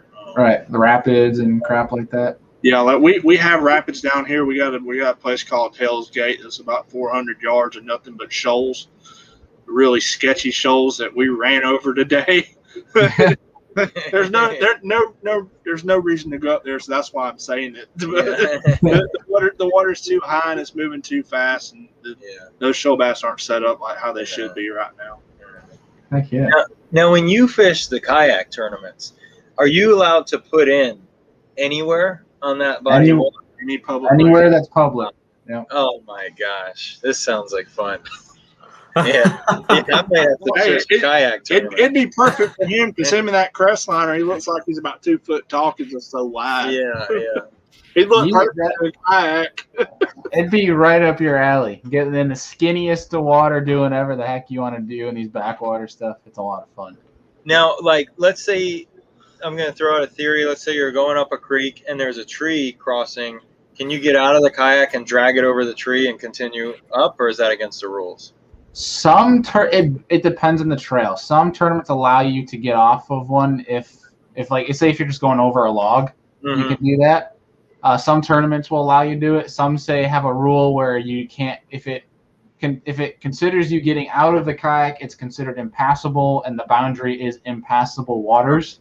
Yeah. So it really depends on who, because like I know like when certain trails go to like the Susquehanna River, they allow guys to go and take their kayak to certain pools and then get out in shallow water and sit next to their kayak where they can actually like anchor their kayak. They'll stand in the water, so they'll wade next to their kayak and then catch them, and then they can put them on the board. Wow. Okay. Yeah. It's kind of weird, but it's kind of cool where certain bodies of water they kind of have different rules for. But most trails probably would let you be like just stand on the tree, drag your kayak over, for the most part. But I mean, they say impassable means you have to get out. Then you just kind of go as fast as you can, just nail that log so they get the front end on, and then just drag yourself, boost yourself up over it, and you're good. It's passable. Oh, that is so cool. It can kind of be fun. It's a lot of fun in that aspect. But I love it. Don't get me wrong. But me being such an offshore-minded guy, and especially being up here in the north, we have a lot of big water. Right. Sometimes it can bite me in the butt being an offshore guy. I've gotten trapped a couple times with some some bad stuff. Right. Yeah, I can imagine. In the kayak. Especially this time of year. So Bailey just recently got trapped on one of our Finger Lakes.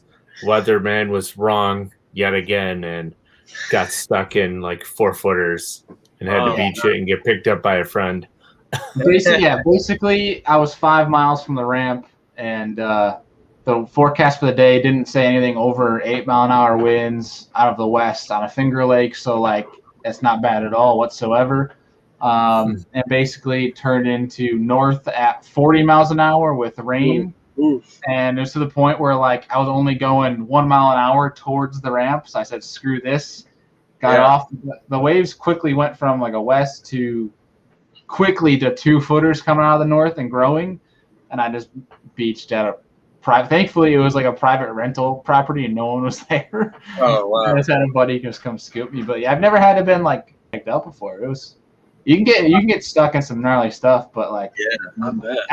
Ask Andrew. I've been out a couple miles into Lake Erie with that thing.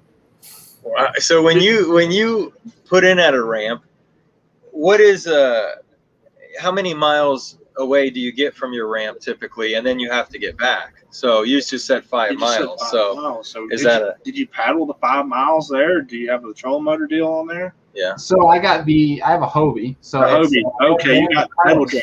Yeah. So I have the pedals, and it's not too uncommon for me to put in over 20 miles in a day on that thing. Wow. So it's fast.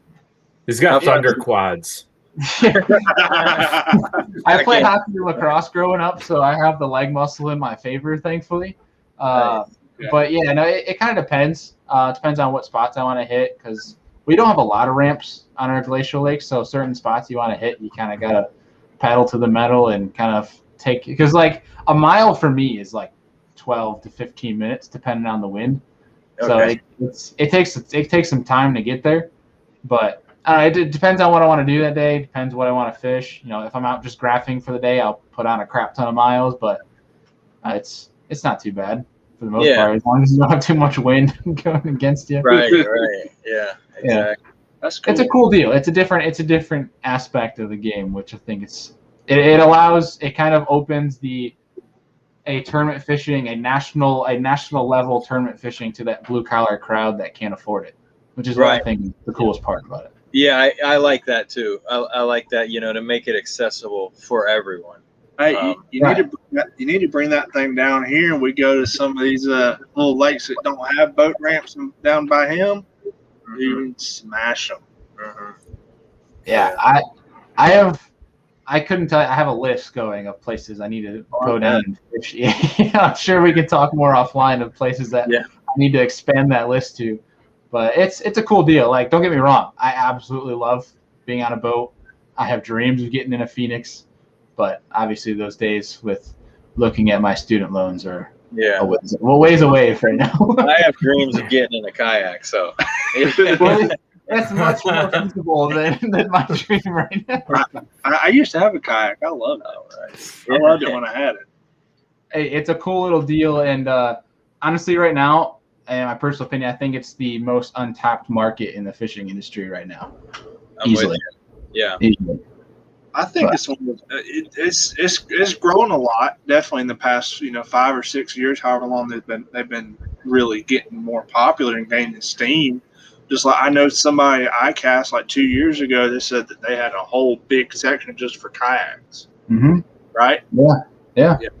It's grown. I mean, there's I could count numerous guys and girls out there, like Christine Fisher's a woman out there who's fishing the kayak circuits, and they're all kayak fishing for a living. So like they're living off of kayak fishing tournaments, sponsors, all that jazz, which was really cool. Drew Gregory's a really good representative of the sport. I'm sure you guys have heard his name. He's like the epitome of skinny water fishing on the kayak. Keith, he is you in a kayak. That is. I gotta meet him. Bullet rapids. Yeah, I will make the introduction because you would really get along with Drew Gregory and how he fishes. You guys are very alike. That's cool. That's really cool. Yeah, I don't know if Drew actually owns a graph, if that tells you anything. Oh, yeah. Gets shallow and just gets it done. Is Ron Champion still around? Is that his name? Ron Champion still fishes. Yeah, he lives like 3 hours from me, somewhere in Savannah, I think, or used to. He's a stick. Yep, they're pretty good. Yeah.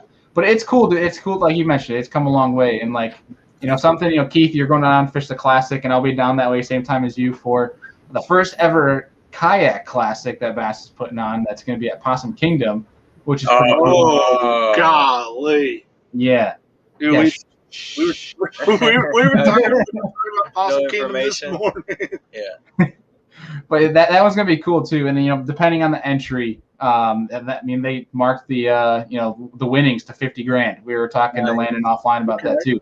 The winnings for these tournaments are starting to get more publicity, more entries, more participation. It's getting up there, and it's cool to see. I think what's cool for me is to see the participation go up, but also see the qualifications get a lot harder because I think that adds a lot more validity to the sport. Right. Because, I'll put it out there. A lot of kayak people, kayak leagues, they get a lot of crap for not being legit, and it's true to the point right now. But when you get those qualifications harder, adds more kind of respect to the name of what some of these guys can do. I've seen some kayak guys out there that are ridiculously talented. That if they got in a boat, it'd be kind of scary. But vice versa. There's a lot of guys in boats that if you put them in a kayak, it's like game over. Say goodbye to all your money. No, don't fish tournaments anymore. I know like Lucas and I think Jordan Lee, they're both big in the kayak deal. They both have kayak deals, and Lucas goes to some little creek by his house and smashes them and puts them on YouTube so everybody can be jealous of. Mm-hmm. Oh yeah. There's some pretty sweet stuff out there, for sure. But that kind of brings me to the next question, and that was for you, Keith. Talking about the classic is, dude, how pumped are you? I know you said you're trying to stay calm. Yeah. But how pumped are you to fish the classic, dude? Man, it's like this has been a dream since being a little kid. When I first, I was that kid that I didn't have anyone in my family that fished. I grew up in DeBerry, Florida, and at the end of my road was a place called Gemini Springs. And I used to ride my bike there every single day. And that was where I really grew to love sight fishing because I could see all the fish and, I couldn't catch them because I sucked at it. But, I was that kid who I had one fishing rod, one tackle box, and a Bassmaster magazine. And that was all I had, and my bicycle, and I just loved it so much. Every month, I'd get that Bassmaster magazine and I'd read every word in it front to back. And then I would read it again and I'd bring it with me to school and I'd read it and I'd get sent to the principal's office for not paying attention. And so needless to say, like, this is just such a big deal. And just the whole way I got there, I quit my job as a UPS driver, took a chance, quit $100,000 a year job to fish. First year doing the opens, I win one, qualify for the classic. It's like, man, things are just working out. Fingers crossed that it continues to go that direction. but yeah, well, I'd say this year's off to a good start for you as well already. So I know. Won an NPFL. So, man, if I could get a top 10 in the classic somehow, that would be amazing. That's my goal. So I'm not gonna say I'm gonna win it or anything, but top 10 would be, it would be off the charts.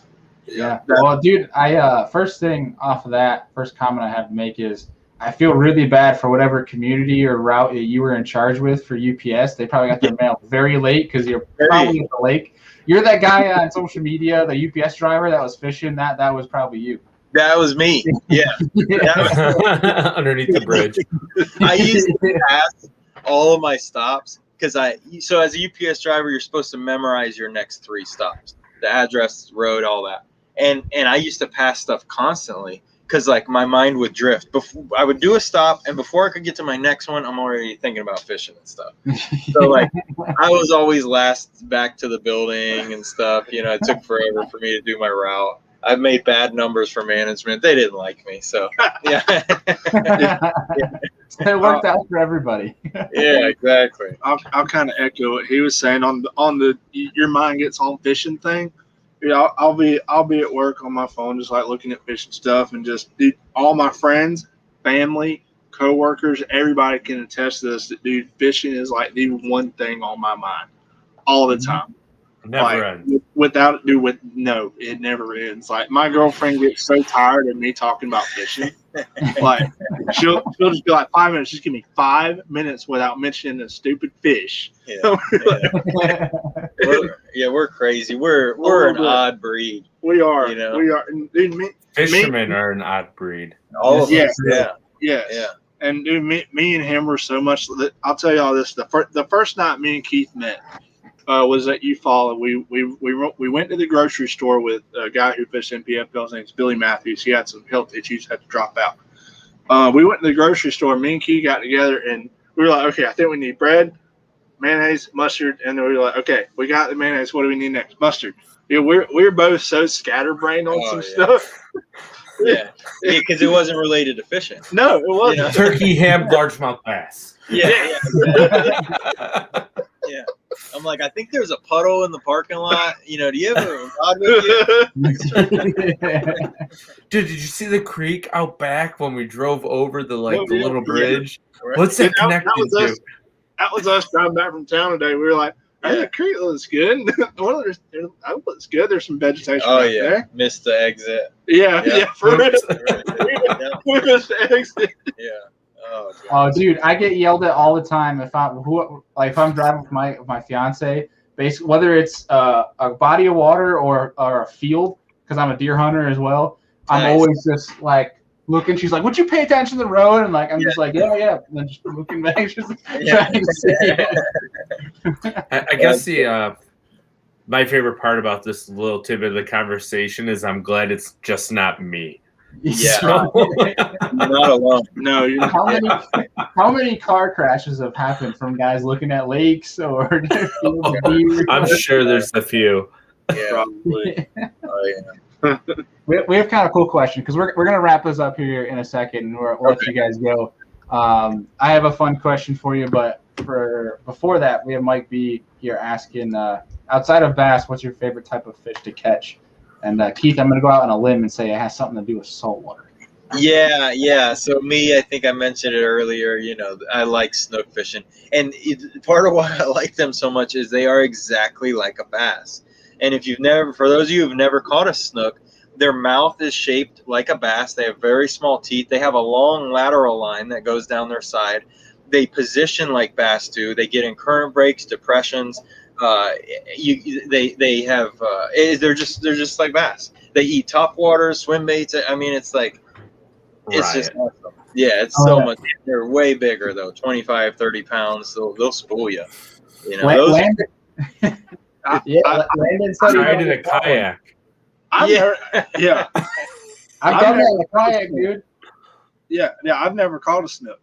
Missing out. Yeah, I know. I've always like a bad friend.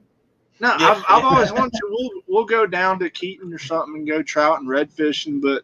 If I'm fishing for bass. Like, I don't ever hardly go fishing for anything else. I told Suka, he's a big crappie guy. I told him, I said, dude, I've never been crappie fishing. Me neither. I've never been crappie fishing. Yeah. Like he's like, no way, you got to go. I was like, all right, well, let's go. So we were going to go before Patman, but that didn't work out. But I'd like to go crappie fishing one day. It seems really cool. Everybody's getting into it now, so. Right. Crappie go good with the side of Lake Crisco and some bread. Yes. Breadcrumbs and that's part of it. That's part of the reason it goes to put them in some grease. Yeah. So Landon, if you could choose another fish, obviously you're very bass-minded like the rest of us are. If you could choose another species to go for, what would you want to go fish for just for fun? Redfish. Redfish? They're fun, yeah. I'll tell you. Flat fishing from them big reds, dude. You get like how big they get, 30, 40 pounds? Yeah. You get a 30, 40 pounder on, dude. It's awesome. Yeah. And you're using bass gear again for it. So yeah. So there's similarities. Yeah. Mm-hmm. Yeah. Well, I will agree in that I am the same way where like I'll go out ice fishing for a buddy, like with a buddy, like going for perch and like panfish.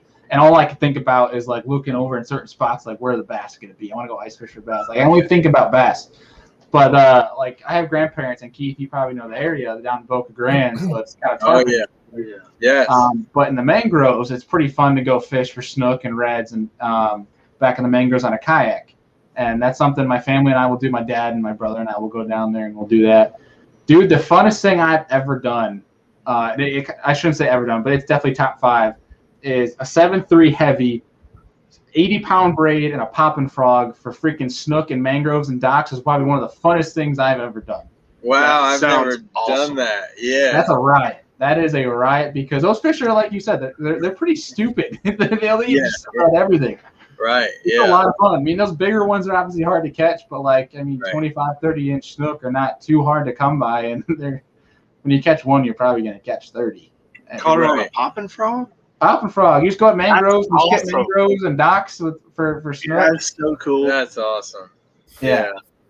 It's kind of cool though. You can go skip mangroves with them, and you'll crack one. You have one blow up, and you'll crack one.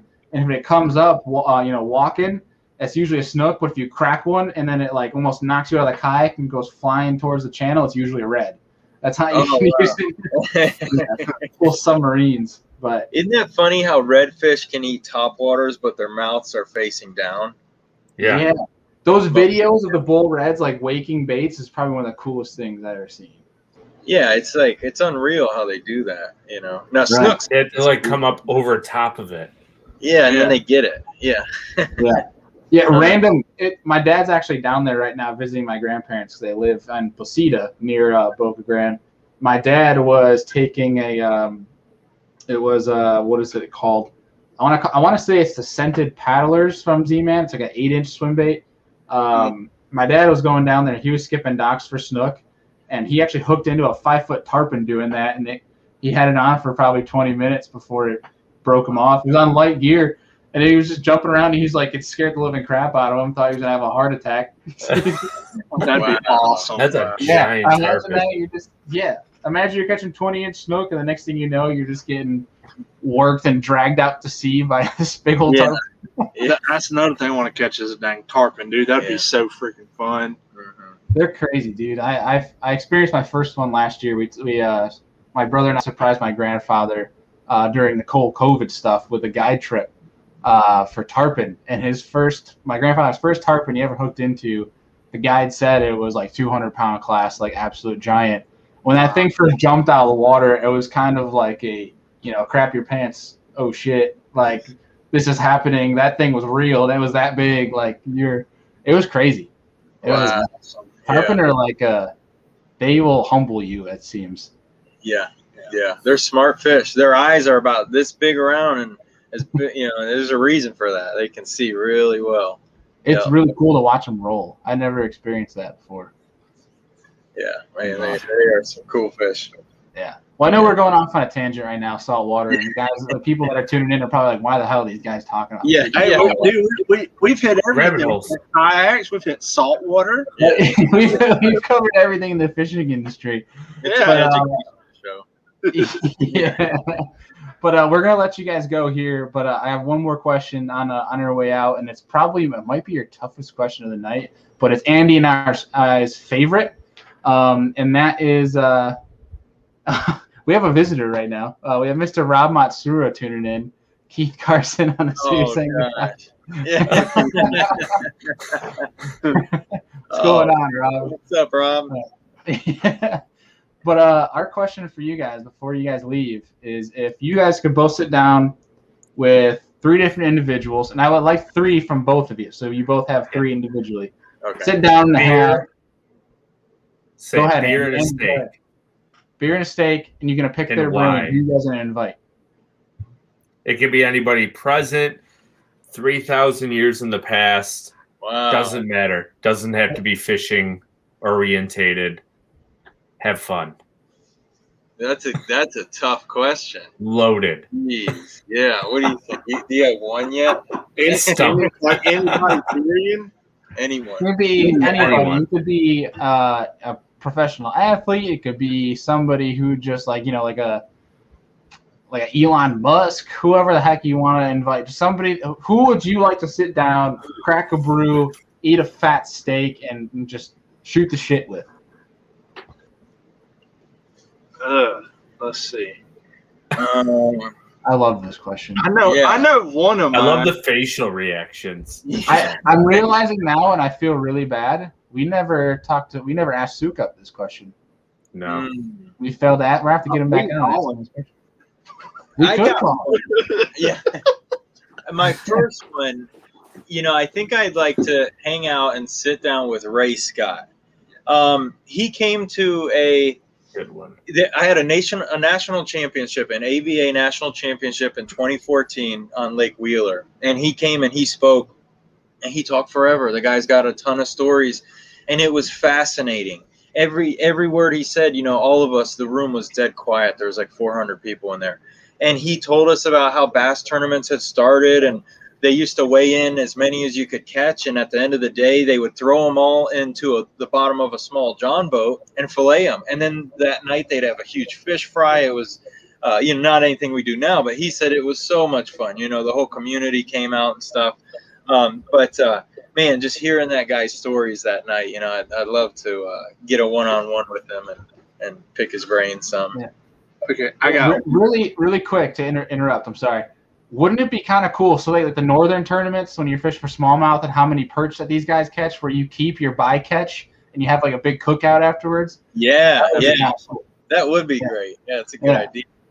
Okay, yeah. Well, my first one, and this is someone I've actually sat down and had a beer and a steak with, is Aaron Martins. Dude, Aaron is so freaking awesome to talk to. Yeah. Like I've gotten to fish with him a couple of times now, and just the way he goes about things, the way he explains things, and just how his mind works is so fascinating. And just hang out with him, dude. He's so cool. Like I love Aaron to death. He's doing really well now. I don't know if his cancer's in remission or not, but that's a good one. Yeah, Aaron is freaking cool. Yeah. Yeah, Aaron would be awesome. I would love the opportunity. I've never had the opportunity to meet him. He would definitely be somebody cool. He's one of a kind. That's for sure. I remember I always like when he's been on Straight Cast a few times, and every time he goes on, Pat's just kind of like, this is your show because Aaron just talks for 99% of the time. Yeah. I love that part. But all right, who's number 2 for you guys? All right, so number 2, I think, let's see. It's someone who's a non-fisherman, a guy I've been listening to on podcast, Jordan Peterson. He's an intellectual college professor, and recently tuned into him. He just has some very interesting perspectives on life and just mind-blowing. And one of the recent things I listened to about him was, he talks about just how there's a lot of lying and deceit in the world and how people will do things like that to find adventure. And he says, to those of you seeking adventure, if you really want adventure, he says, tell the truth. Just tell the truth in everything that you do for a week. Try it. Even if you think you should lie, be honest. And he said, and that will really take you for a ride. And just like, man, it like blew my mind. Like, think of the way that he sees things. So that's someone, I'd like to sit down with and chat and pick their brain on, how maybe how I could be, how I could see the world in a better view to help my life and also fishing, big part of fishing is being optimistic. When things are down, you got to be looking up. If you're someone who can get negative when things are down, the wheels are going to fall off. So I've been tuning into positive podcasts, that aren't even fishing related to help me with fishing. Heck yeah. What's the name of that one? His name's it's just Jordan Peterson. Oh, okay. It's a lot of the stuff he says goes way over my head, uses big words, but the parts I do get, I'm like, whoa, kind of mind blowing. He did one with Matthew McConaughey recently, did stuff like that, and just that perspective is interesting to me. Yeah, I total tangent. Matthew McConaughey's episode with Joe Rogan is probably one of my favorite episodes I've ever listened. I've listened to that 3 different times, and he talks about mental strength and how to prioritize your day, and that's something that's stuck with me even till today. I think I listened to that one. I believe I listened to that one. Is that one where he talks about his parents and? He talks about that and talks about how his routine day by day and how he kind of how he routes throughout his life and tries to obviously he's a huge name in I guess the entertainment industry is what you want to call it, but he talks about impact, impact of your different decisions on not only people and yourself, and trying to how being organized can lead to a more positive life, that type of deal. He talks about so many different things, but a lot of it's beneficial. One of the best things I took away from that podcast was he talked about writing a journal, and he said it was very important to him to write in a journal when his life was going great. He said most people only write in a journal when their life's going wrong. He says, how about writing it when it's going right? So when your life does go wrong, you can go back a year or whenever, go back in time to when your life was going great and say, what was I doing then? Who was I hanging out with? What was I thinking at that time? And that was really interesting to hear. That was a great perspective on life. Yeah. Heck yeah. Landon, who's your second one? I'm still trying to think. Dude, you mentioned Elon Musk earlier, and that would be a really cool one. Yeah, that is a good one. Yeah. He just with everything he's got going on, just how much time he has in the day to do everything that he has with SpaceX and all that. It's insane. And just to hem him down for an hour would be something. But the way his mind works with how everything will be eventually. I know he's an alien, but very well could be. Yeah, definitely. I've been on my third, dude. Dude, Pat. I don't know if y'all know who Pat McAfee is or not, but he's I love Pat. Everyone loves Pat. Another great podcast to listen to. Yes, dude. Pat does a 3-hour radio show on Sirius every day. He was a punter for the Colts for 10 years or something. Probably one of the best punters ever. But dude, Pat is so freaking cool and just so chill, and he has no idea about anything about fishing either. So Pat's really awesome. I love his show. I love everything they do. He's really cool. Heck yeah, dude. Keith, what about you? You got a third? Yep, I got a third. I'd like to sit down with Rick Clunn. Yes. I've always been intrigued by Rick Clunn, but when I listened to the podcast he did with Pat from Straight Cast, again, his perspective on everything, to me, fishing's all about perspective, how you see the lake, how you want to present baits. There is a certain level of artistry to it, and we all have our own signature, based on how we fish. And I'd love to sit down with Rick Clunn and talk with him. Yeah, that'd be awesome. Hey, and give us a fourth, dude, because we both love Pat. Yeah. Like, dude, Pat Renwick is probably one of the coolest people on earth. I've yet to talk to him, but, dude, all the podcasts that I dude, me and him both straight cast junkies, really. And, Pat's cool. Pat knows a lot of stuff. Yeah. I've been chatting with Pat, and Pat might make an appearance on the old Serious Angler podcast coming up. Yes. That's awesome. Yes. He's a riot. He's a wacko, but he's a fun wacko. Yeah, he is a wacko, but he's always means well. So, it's just so much fun. And he's brilliant. I told him the other night, I said, Pat, so many knowledgeable facts that I don't know, regarding fishing. And you're just brilliant. He knows all about reels and ratios and how they work and just stuff. Mm-hmm. I don't know. I've never even taken a reel apart. When they stop working, I buy a new one. Simple man fix. Yeah, and his throw it in the trash. Right. The episode he had with the guy from Bagley, I don't remember his name. Oh yeah, Lee something, I think. But dude, that was so cool to learn about all the old Poes and old Bagleys and stuff like that. Dude, his knowledge of that stuff is what blows my mind. I love learning about old lures and things like that. Mm-hmm. It's so cool. The one with David Fritz was really good too. Yes, that was really good one. Yeah, yes, he's a big crankbait junkie for sure. Yes, but there's a lot of really good ones out there, dude. And I love to see so many different episodes out there. One, because it gives me more stuff to listen to. I don't even listen to music much anymore at all. It's all become fishing podcasts for me. Yeah. But it's cool. It really is to see kind of the emergence of a podcast, because 5 years ago, you'd be like, what the hell is a freaking podcast? Right. The dumbest thing ever. And now it's it's a huge thing where everyone's listening to it. And it's pretty sweet. Like it. I'm with you. Music sucks nowadays.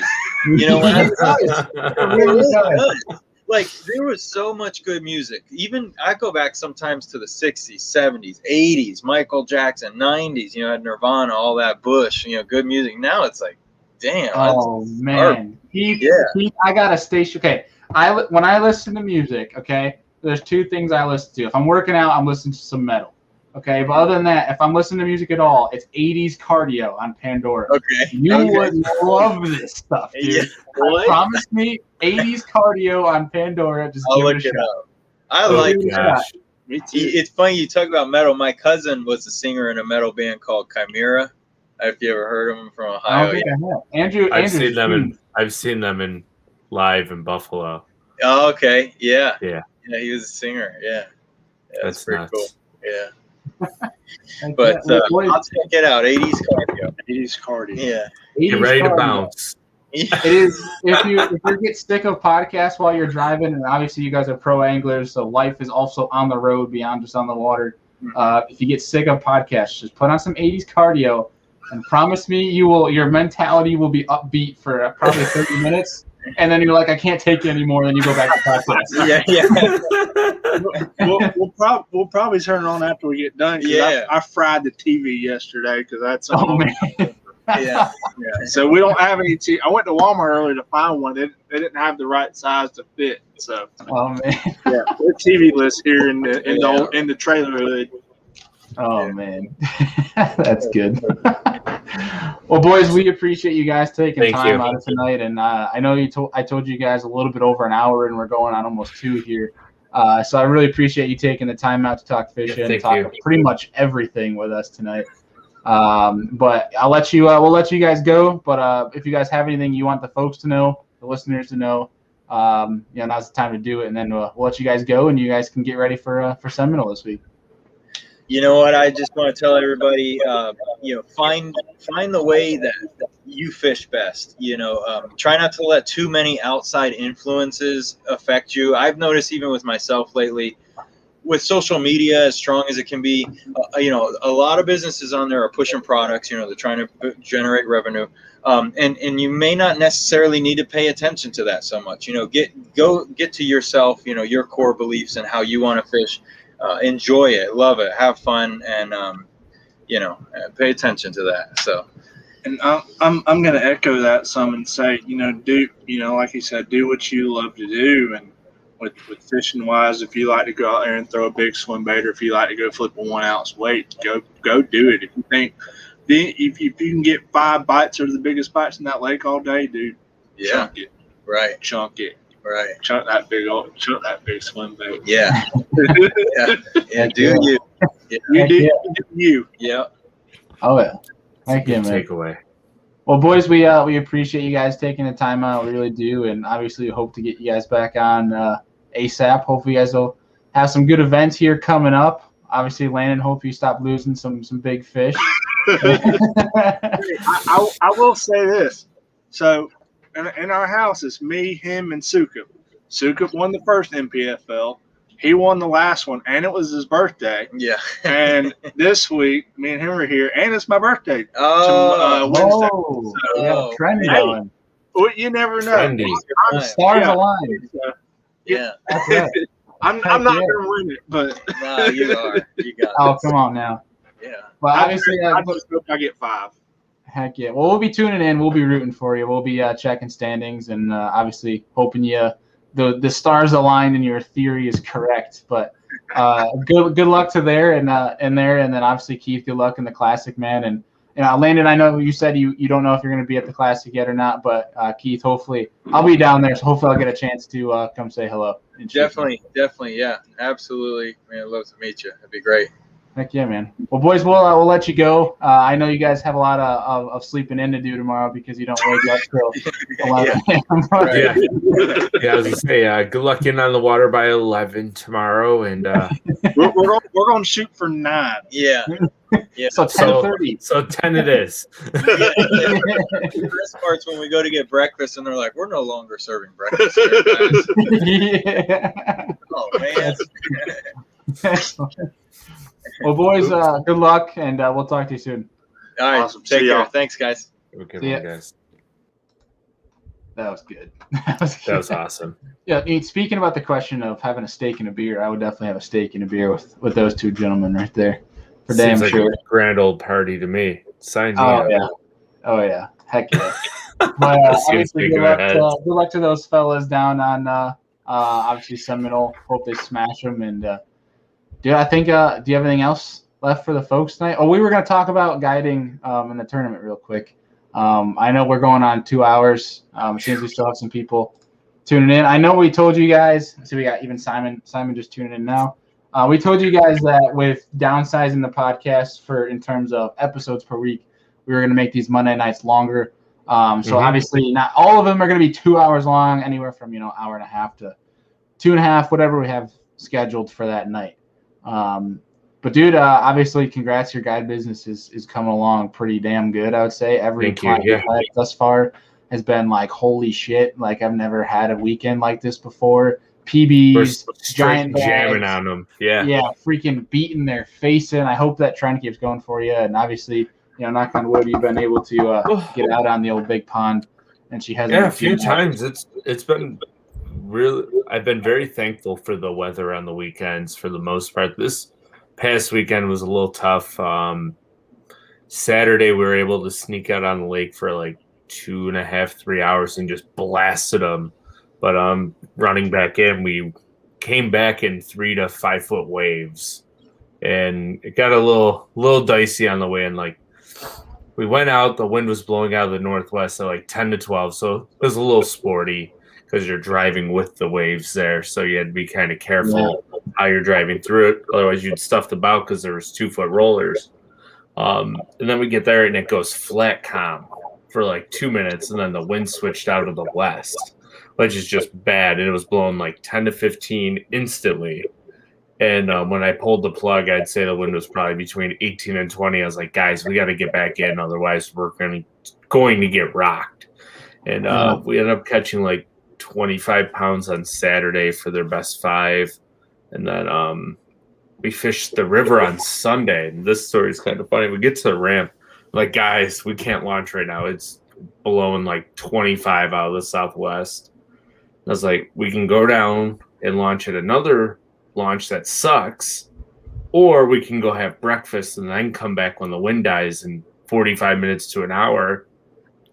So we didn't launch the boats or anything. So we got breakfast, and then came back, and it calmed down. Like, I'm talking, there was 3.5 foot waves in the river. It was that bad to a foot wave coming into launch. I'm like, you know what? I can make this work. So we got the boat in, and the first spot we stop on, we caught like 7 or 8. They're all like 2.5 pounders. And I was like, we're going to go fish these shell beds I have with like little channels. So we're sitting at 5 foot, casting out to like 8 or 9 to bring the bait through. And my gosh, what a ride.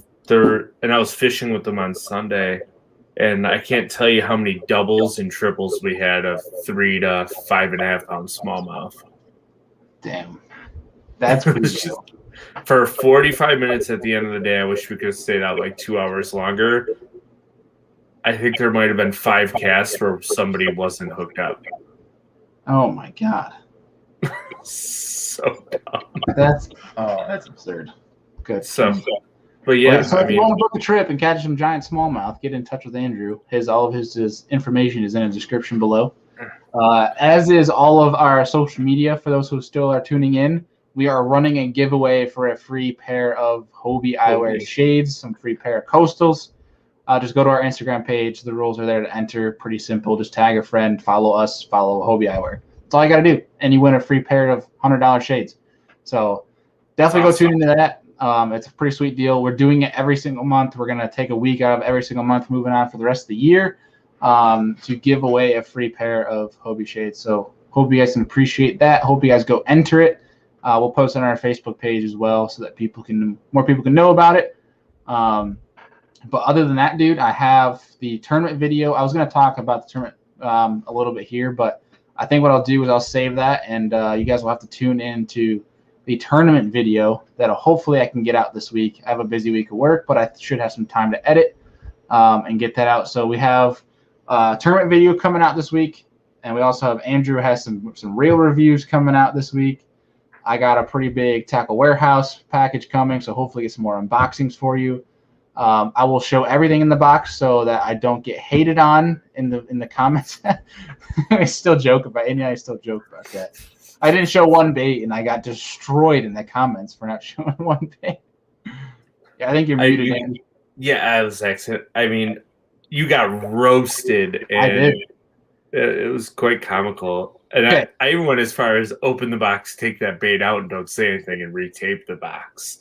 So because you don't want to. I just can't do that. I feel shady if I do that. But yeah. Okay, I just want small tangent. There was a comment on there, and I want to go over this. And a guy said a bait that there's no secrets with baits anymore, and baits don't matter. It's all about the angler. And I want to call BS on that because there's certain places, certain bodies of water, certain applications where there are baits that make a huge freaking difference.